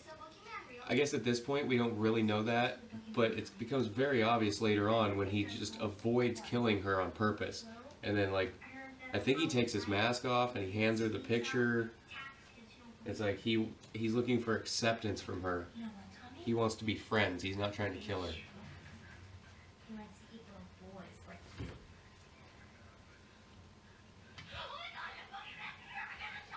And it's odd that he would feel that bonded to her because she was only, it looked like a few months old when he went away.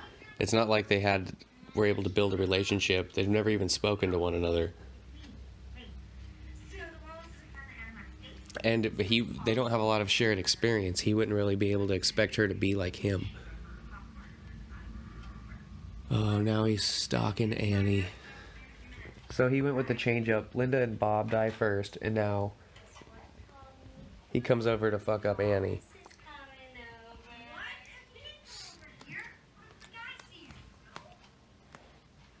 But even this Michael doesn't kill kids. She's not a boy.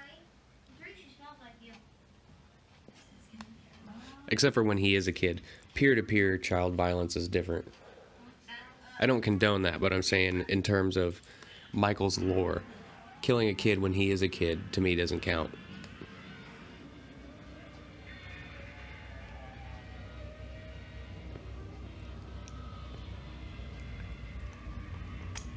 This just must be some public domain shit. That's why they're able to show it. That seems to be usually what's on in these movies. It's like some old black and white stuff that's probably just free. That's a super creepy shot of him watching the kid over the fucking couch. He's listening to what's going on, so he knows that she's taking the kid out of the house. What are you doing? Yeah, exactly. I said get your coat on. We're going over to your late night lover, Tommy Doyle's house. Man, once you become a parent, Yes. every single task that you're used to performing now takes at least twice as long because of shit like that. You have to ask them so many times to do the same stuff. They're just time wasters. I think it does prove that he's here in Hackney. It was a Halloween prank. Kids pull shit like that all the Yeah, people walk off with 1,000-pound fucking tombstones all the time. Never heard of it once in my life except for these movies. man picked it up and walked away with it? Yes. My name was born. You can't criticize Rob Zombie really for that because that is in the original. But it doesn't fit with this story that he's telling as much as it did with the original one. Because less is explained about Michael in the original one, we kind of have to attribute motive to him on our own. We have to figure out what that is. And he just leaves you little pieces and clues without even telling you that they're clues to kind of let you draw your own conclusion. And so for me, it always seemed like he was kind of reenacting the Judith kill. And so taking her tombstone and putting it there at the head of the bed and putting Annie there, it's like, you know, he's reenacting Judith's kill. It kind of made sense.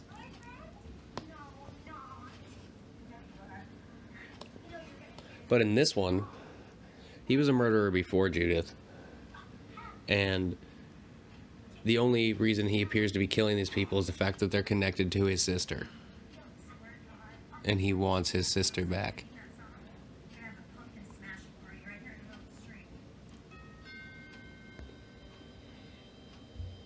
Smashing pumpkins? I love to do that. Tommy, where's your girlfriend Lori? Why is she not my girlfriend? Why doesn't anyone understand that? Good.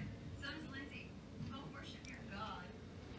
For some reason, at that age as a boy, you're super uncomfortable with the fact that adults acknowledge that you might have an interest in girls. Like, you have to deny it at every turn. I don't know why we do it. I did it too. They said Benjamin was retarded. Yeah, but he's not short. They dropped the retarded word too, man. What a snapshot in time. No, that's not.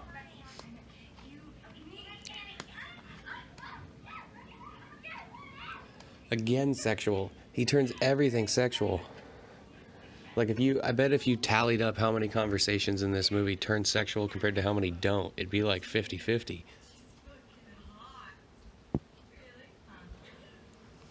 Wonder how long it came up to... Took him to come up with that line. She's fucking hot.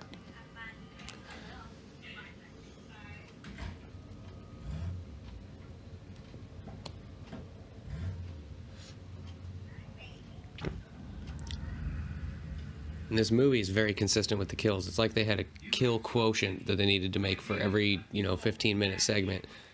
It just jumps kill, kill, kill, kill. Not over the top, though. I think it's Jason X. He kills like 10 people in the first 5 minutes of the movie. I know exactly who you are, and frankly, I don't like you. Now, I'll tell you something else. I think you have created quite the masterpiece of a monster off the blood of this town. Because monsters sell things. See, the way that the sheriff sells what he's saying is just with so much more conviction than the way that Loomis sells it, I think. I first met Michael. It's just a way better character in this line of films. When I first met him, he was a sweet, charming little boy. He was not. He had nothing inside No conscience, no reason. Even in a rudimentary sense of... The sheriff's giving him a reasonable listen. Wrong. He's come back for her. See, so does Loomis not even know there was another sister? Oh yeah, he does. Never mind. He's come back for his baby sister. My bad. He writes about it in the book. That was a stupid fucking thing to say. To do what? I don't know, Sheriff. I think that Loomis actually attributes the motive of wanting to kill her, where it's not really spelled out that he doesn't want to kill her, but after you know what happens in the next movie, he definitely doesn't want to kill her. He's not trying to kill her during all these chasings. He's just trying to get her. Take her back to his fucking Jason Voorhees shack. Hello, you have reached the throne residence. And we are so spooky. And there's still 36 minutes left in this movie. If this sheriff bracket glow, if you can hear me pick up, please, if you can hear me. It's a beautiful fireplace. Immediately. You had lovely decorations. Michael doesn't do anything with their bodies. He's not as much into having fun with the bodies in this movie. I'd like to return to the subject we started earlier this evening. What, your hatred of peanut butter? No, the boogeyman. We need some closure on this topic. I've heard all about this. What do you want to know, Tommy? Why do you think it's happening? I mean, it doesn't make sense. Is it because if you believe then you're protected by his powers? Tell me enough about the boogeyman. It's not. It's a paradox, man. Yeah. Why do you keep avoiding the subject, Lily? Is she scared? Maybe she. For those who don't know, a paradox is something that only exists if you don't believe it does. As soon as you believe it exists, it stops existing. Or is that is it the opposite?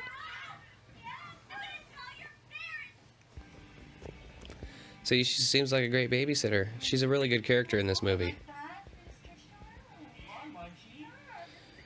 See, now this is Bob and Linda dialogue from the original. He doubled up on the sex scenes. We actually see Paul in this one. He's still got his underwear on. I want to fuck you. I want to fuck you. I'll say it. You can't hear me, but you wouldn't be nude in this film if you weren't 18. You turned 18 in like 96. You're older than I am. that was a weird realization to make just now. She turned 18. She's 10 years older than me. Man, okay, so I want to fuck her in the state I'm seeing her in right now. I don't know about current day. I didn't take that into consideration.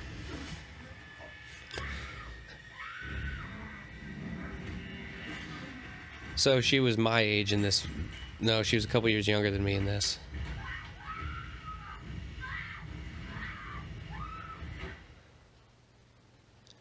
And I like that he brought her back, but it almost feel like he wanted to bring her back to exploit her. He, making her run around the house topless like this, and then laid there slaughtered later naked, and just the whole scene where her dad comes in and she's laying there naked. It's a lot of making her be naked. Maybe she was super on board with it, but it almost seemed like, okay, it's like, I always wanted Danielle Lewis to be in another movie as an adult, and I always wanted to see her naked. So it's like that's what he did. I'm not super familiar with other movies she's been in. Maybe she's been naked in maybe many other things. I don't know. I know she was in Don't Tell Mom the Babysitter's Dead and Free Willy. If you didn't know, she's one of the homeless friends in Free Willy that he steals the birthday cake with at the beginning. She's probably like 14. Lindsay, it's time for you to go home. The movie's not over. You can finish watching the movie at your house. Have it during a commercial break. Negative. Read your jacket. You heard her, girl. Keep on marching. These parents aren't coming to pick her up. They're gonna make her walk. And worship things. Are you sure you're okay while I take Lindsay home? I'm sorry. I ain't no punk about my shit. It's some pretty good face paint, but shouldn't you have washed that off at this point at night?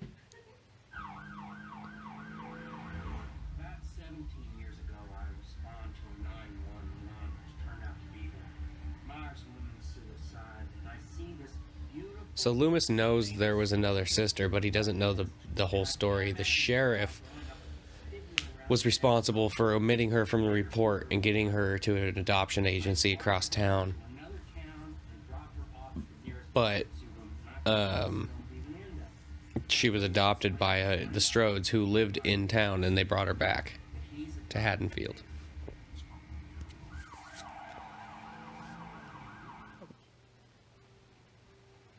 He doesn't come out and say if her parents knew of her history or not.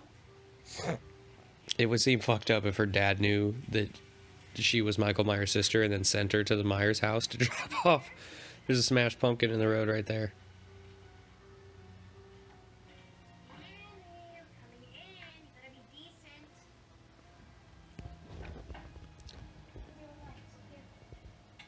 Oh, he did decorate with this body. But he spared Annie. He didn't effectively and efficiently remove her.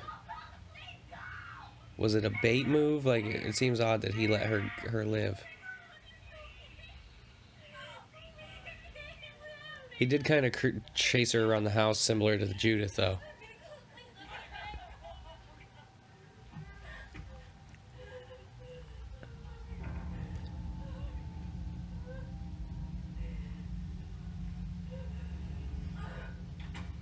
This is creepy as fuck. And can you imagine how terrified she would be? She's laying there, and this dude who just chased her all over the house and fucked her up and slaughtered her is now just standing over her staring. And her friend that's there to help is in the other room and has no idea. But again, this kind of torture porn aspect where she's laying there naked, all bloody, he does that a lot in his movies. It's like a Devil's Reject meets Halloween.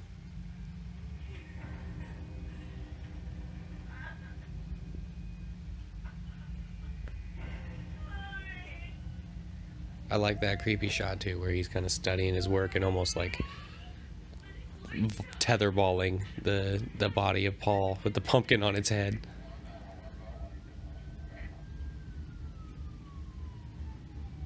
This is Brackett. What's the nature of the emergency and who called it in? Shit just got real. How long is it going to take to get there? About 10 minutes.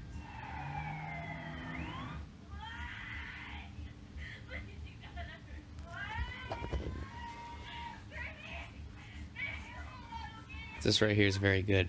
Rob Zombie's good at how he makes stuff look and kind of the choreography of the scenes, or is that cinematography, would you call it? In the musical score, he almost always nails the music. Except for in Halloween 2, he barely uses the original score at all. Halloween 2 was just like a fuck you to everybody who loves Halloween. I really believe that.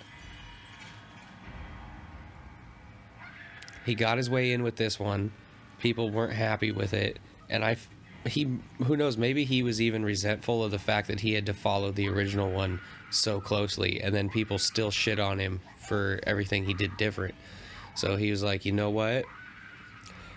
He makes the first 30 minutes of Halloween 2 the ultimate fucking just wet dream of a Michael Myers just thrashing this hospital, destroying everything, being super vicious, looking badass. And then he goes, nope, that's a dream sequence. Now we're going to diarrhea all over the franchise, and everything that everybody loves about it is just going to fall to pieces. I honestly believe that he went into Halloween 2 saying, I am going to piss these people off and fuck them. Take it or leave it. That's just how I feel. But he did do a great job with this. And the beginning of Halloween 2 is fucking awesome.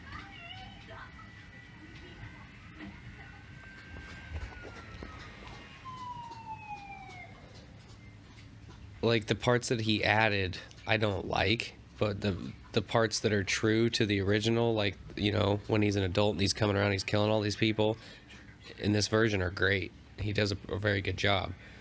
But like I said before, the decisions with how he develops the character of Michael kind of render the Loomis character a little bit irrelevant, and everything's got to go sexual. He's got the rape and the added kind of torture porn aspect of it, but he still did a very solid job, and everything looks great.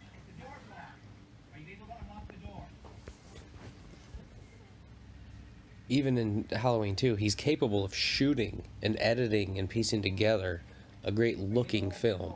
It's just the directions he goes with stories and voodoo and warlocks and magic and unicorns, and he takes it to a place that I just can't follow along with a lot.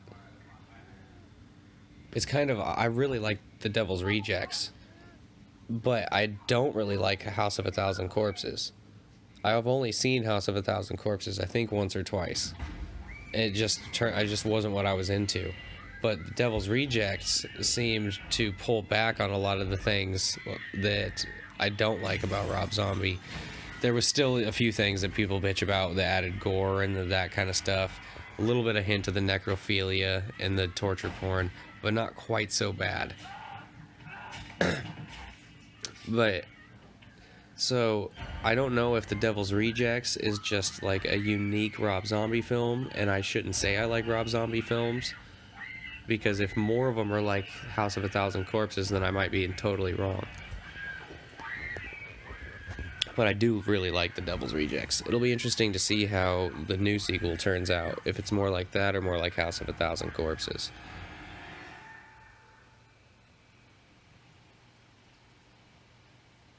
See, he just pulls her out of there. I don't know how she ends up unconscious from shock, but he doesn't try to kill her, and he leaves the kids.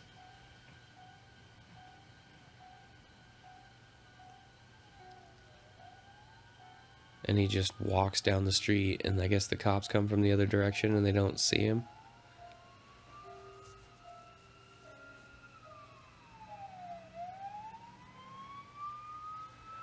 Why is there a cop parked up the street down there?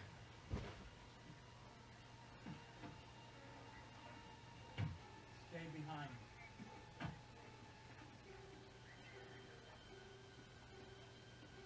I really like that patio up at the top. That's a dope house. Annie? Sweetie? His reaction here is spot on. Annie? Hey, sweetie? Stay with me. Stay with me. They'll be here soon. Come on, darling. Like, could you imagine if you were that kid, if you were her dad and you walk in and see that? First, I'd want to cover her up. That would be like first instinct.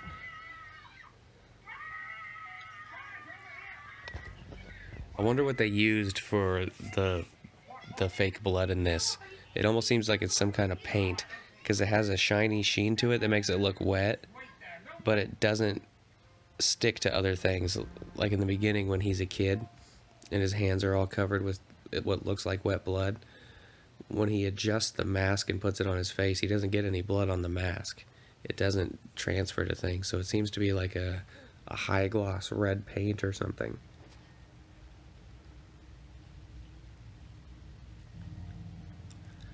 See, so he's brought her back to, I think this is their house, the Myers house, and he's brought Linda to the house. Oh, she was already there. That's right. My bad. And he put the Myers thing above her head. So I guess it kind of plays in this, because she was having sex with her boyfriend in the Myers house, and he killed her. Super reminiscent of Judith.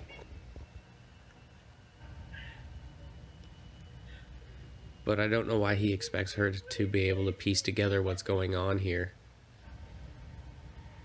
He made it to 10 out in the real world. He's got a reasonable understanding of, you know, how people's minds work.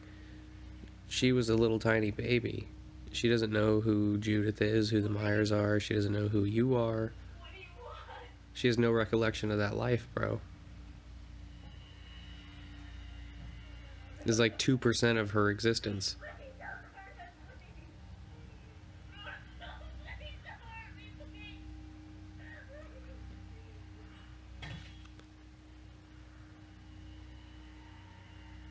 See, now we've got this human weakness aspect to him. And this feels like super reminiscent of Halloween 5. Where she's like, "You look like me," and he takes his mask off and he cries. And that's what I meant by I feel like, or I think Rob Zombie absorbed the wrong parts of the franchise as a whole, putting elements like this in that just feels like the worst parts of Halloween 5.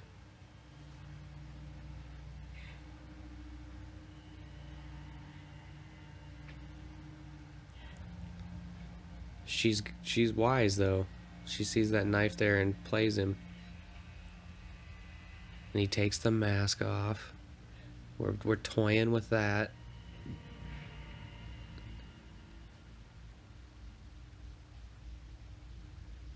At least they don't blatantly show his face.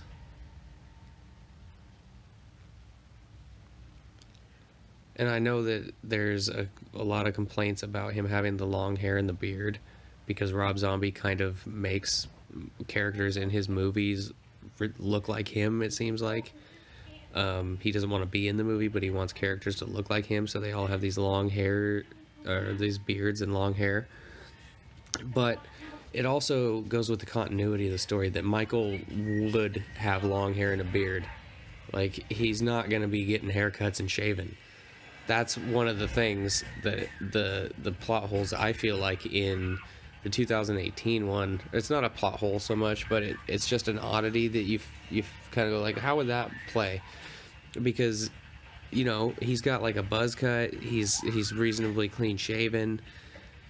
So you're like, so he's been going and getting his hair cut, and does he go to the dentist and all that while he's in there?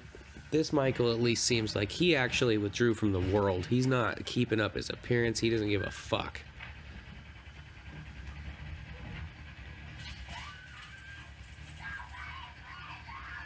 We don't really understand where we are. Like, we assume we're in the Myers house, but where exactly? What's the layout? How big is this fucking place? That didn't appear to have blood on it when he pulled it out. Should have had blood. And she just she like stabbed him like in the shoulder neck area. Why did he fall down for so long? It's not like he was unconscious.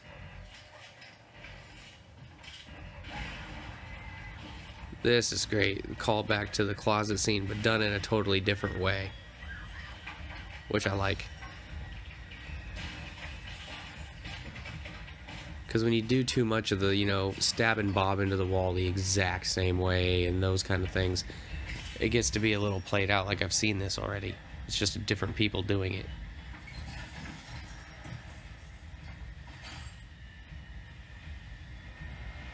Again, with the 2018 Halloween, I was getting to the point where I was like, if they do one more callback, I'm going to get upset. But they didn't. So it was like bordering on too much, but didn't quite get there.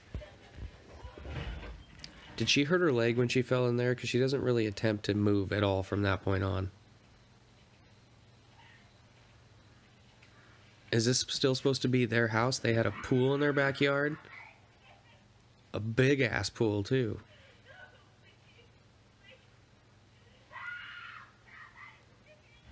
This scene here is good. This is scary and creepy as fuck.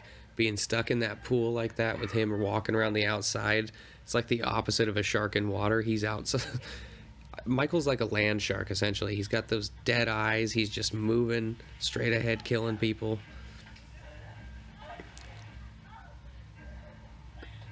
I would have really liked it if this was the final scene of the movie somehow. Just a little bit of restructuring of the story in the script to make it so that it ended with them in the pool here. Since, spoilers, it ends with her shooting him in the face anyway. This would have been a great final scene for that. You've got Loomis there, him there, the pool. It's a great scenario. It didn't need to go farther than this.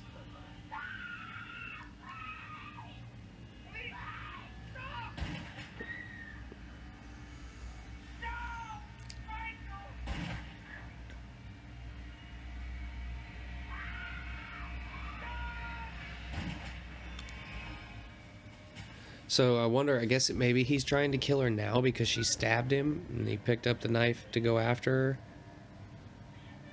But in the next movie, he still wants to... Why can't we be friends?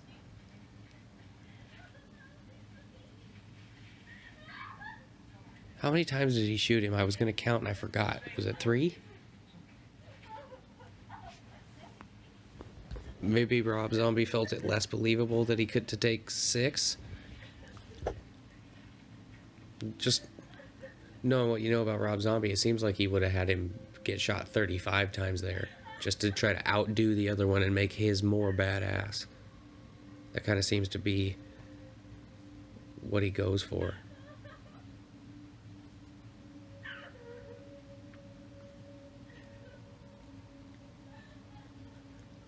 See, this would have been a great way to end this movie right here. You just have him laying there like that, and then we cut to, you know, Loomis goes back over there and he's gone, and then we can slide right into the next movie just like the original did. I really like the way that final scene plays out. Maybe he felt like it was way too similar to the original. You could have had a struggle for the gun there, though, and had Laurie shoot him in the face in the pool. I really like the idea of the pool being the final spot.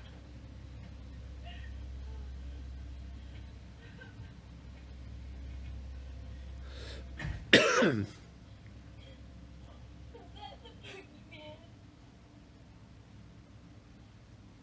matter of fact, I do believe in Bob. The I do believe is too much. It doesn't have the same brevity as wit. He just should have said, as a matter of fact, it was. The I do believe doesn't fit there. It really felt out of place. It doesn't have the same weight when it's delivered. But see, now, not trying to kill her, taking her. It's not her fault. It's my fault. I failed you. And Loomis thinks he's trying to kill her. Loomis doesn't really understand. So now he's like, oh, I will kill you. And then, so we have Michael squeezing the fuck out of Loomis's head here, but he doesn't kill him? Why? So that he can kill him in the next one? Like, you just don't... This is dead to rights. If Michael gets Loomis in that position, he's going to kill him.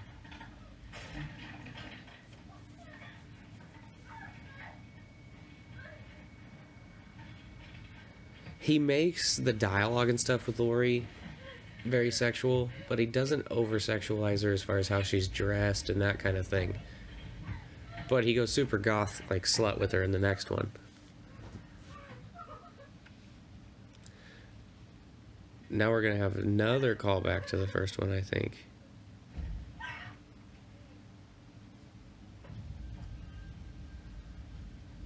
Or does Michael think he killed him? It's just...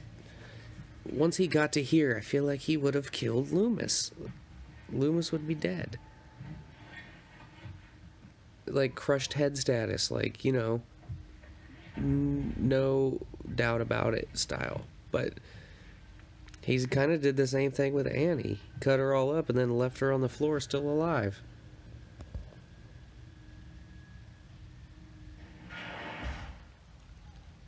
Good shot.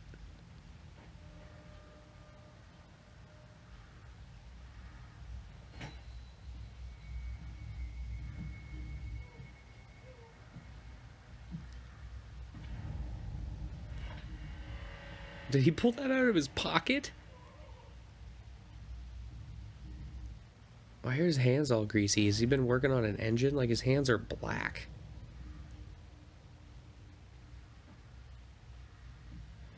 we're tinkering with the mask being untucked because the jumpsuit's not quite buttoned up as far as it should be. You can like almost see his chest hair.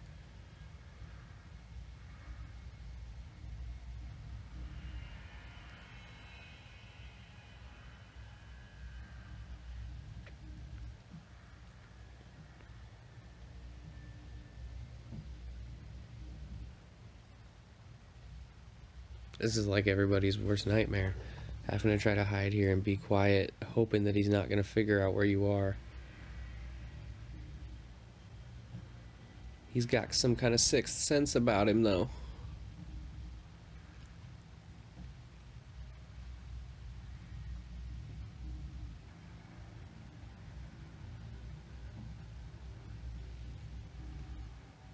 So this is almost like she's the closet scene from the first one again. I don't recall if he breaks through the wall the same way or not, but we kind of just did this. Oh, she's not there anymore. Alright, so it is different. Good shit, good shit.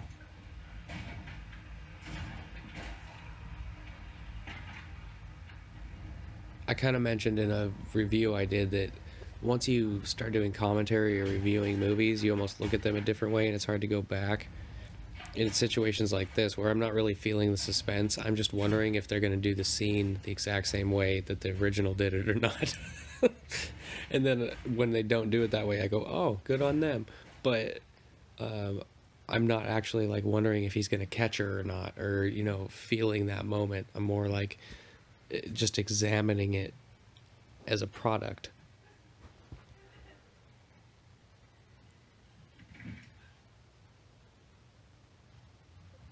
Did he died? Y'all want to see a dead body?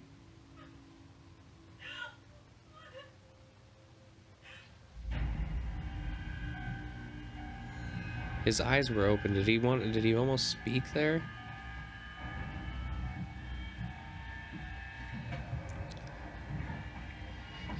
See, Michael, you should have killed him.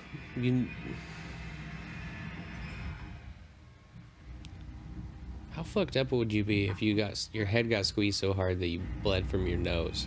You might still be alive, but able to function to that extent? I'm wondering. Need a medical professional to weigh in on this.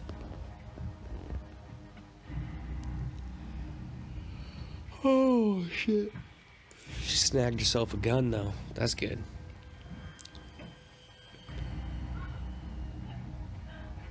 See, this is just great shit at the end of the movie here. The whole movie needed to be more of this.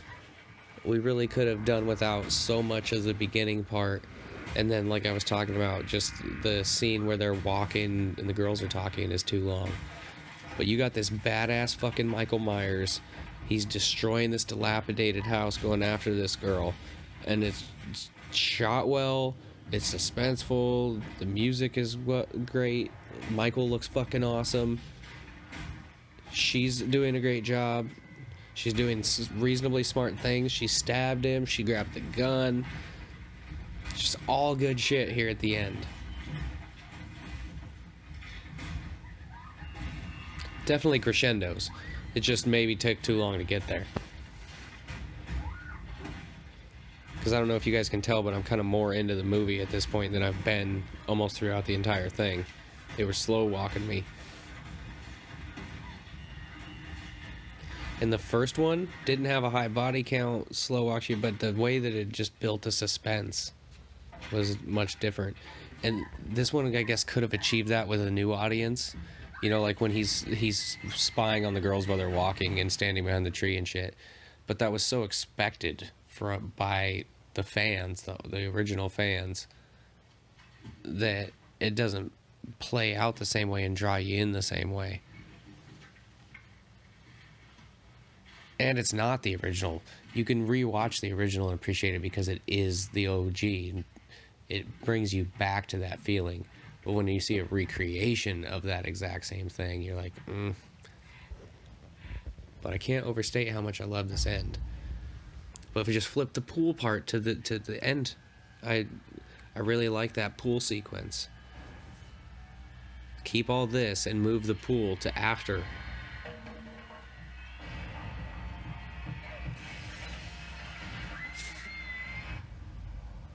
See, he drops the 2x4 and he basically tackles her to keep her from shooting him. But he doesn't kill her. He's not trying to kill her. He's trying to save her. He's a hero.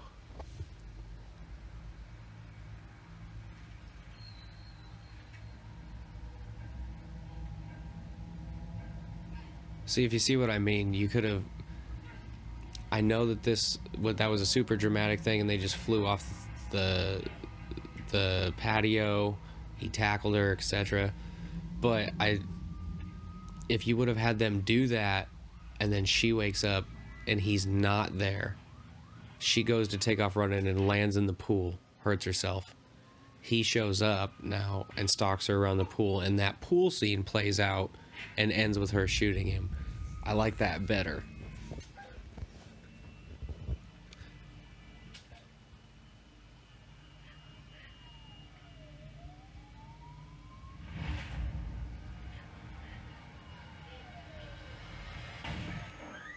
And they don't come out and say what happens there, but later in the second movie, she just says that she shot him in the fucking face. She just comes out and says it.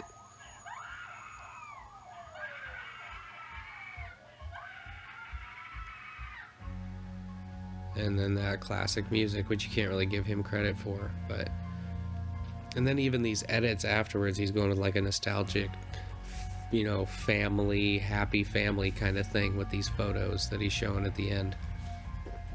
So we made it through. That is Rob Zombie's Halloween. You heard my thoughts on it. It's got a lot of great stuff. It's got a few bad parts. It deserves to be in there, in my opinion. It deserves to be accepted as a Halloween movie.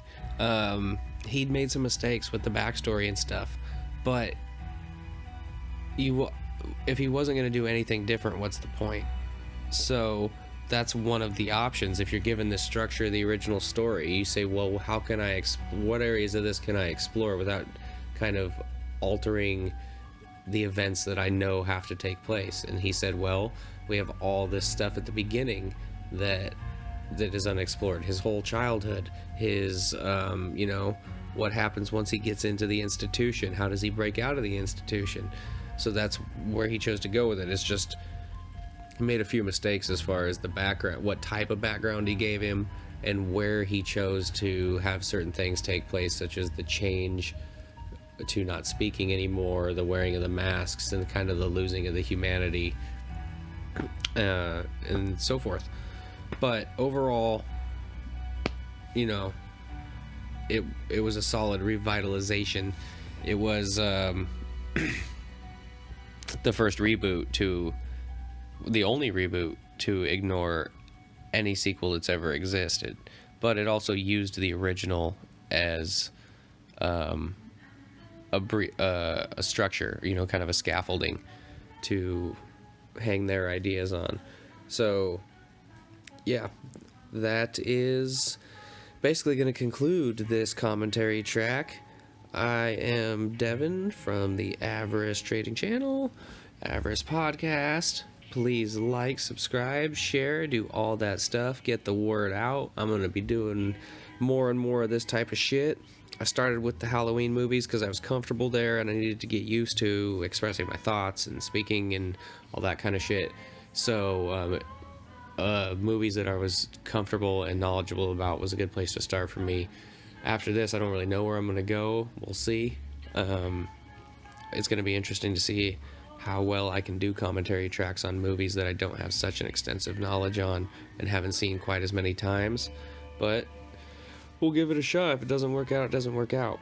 Again, please like, subscribe, share, tell your friends. Check out my other stuff, my other commentaries and reviews on either YouTube or my podcast, iTunes, SoundCloud. Until the next time, this is Devin saying, be easy.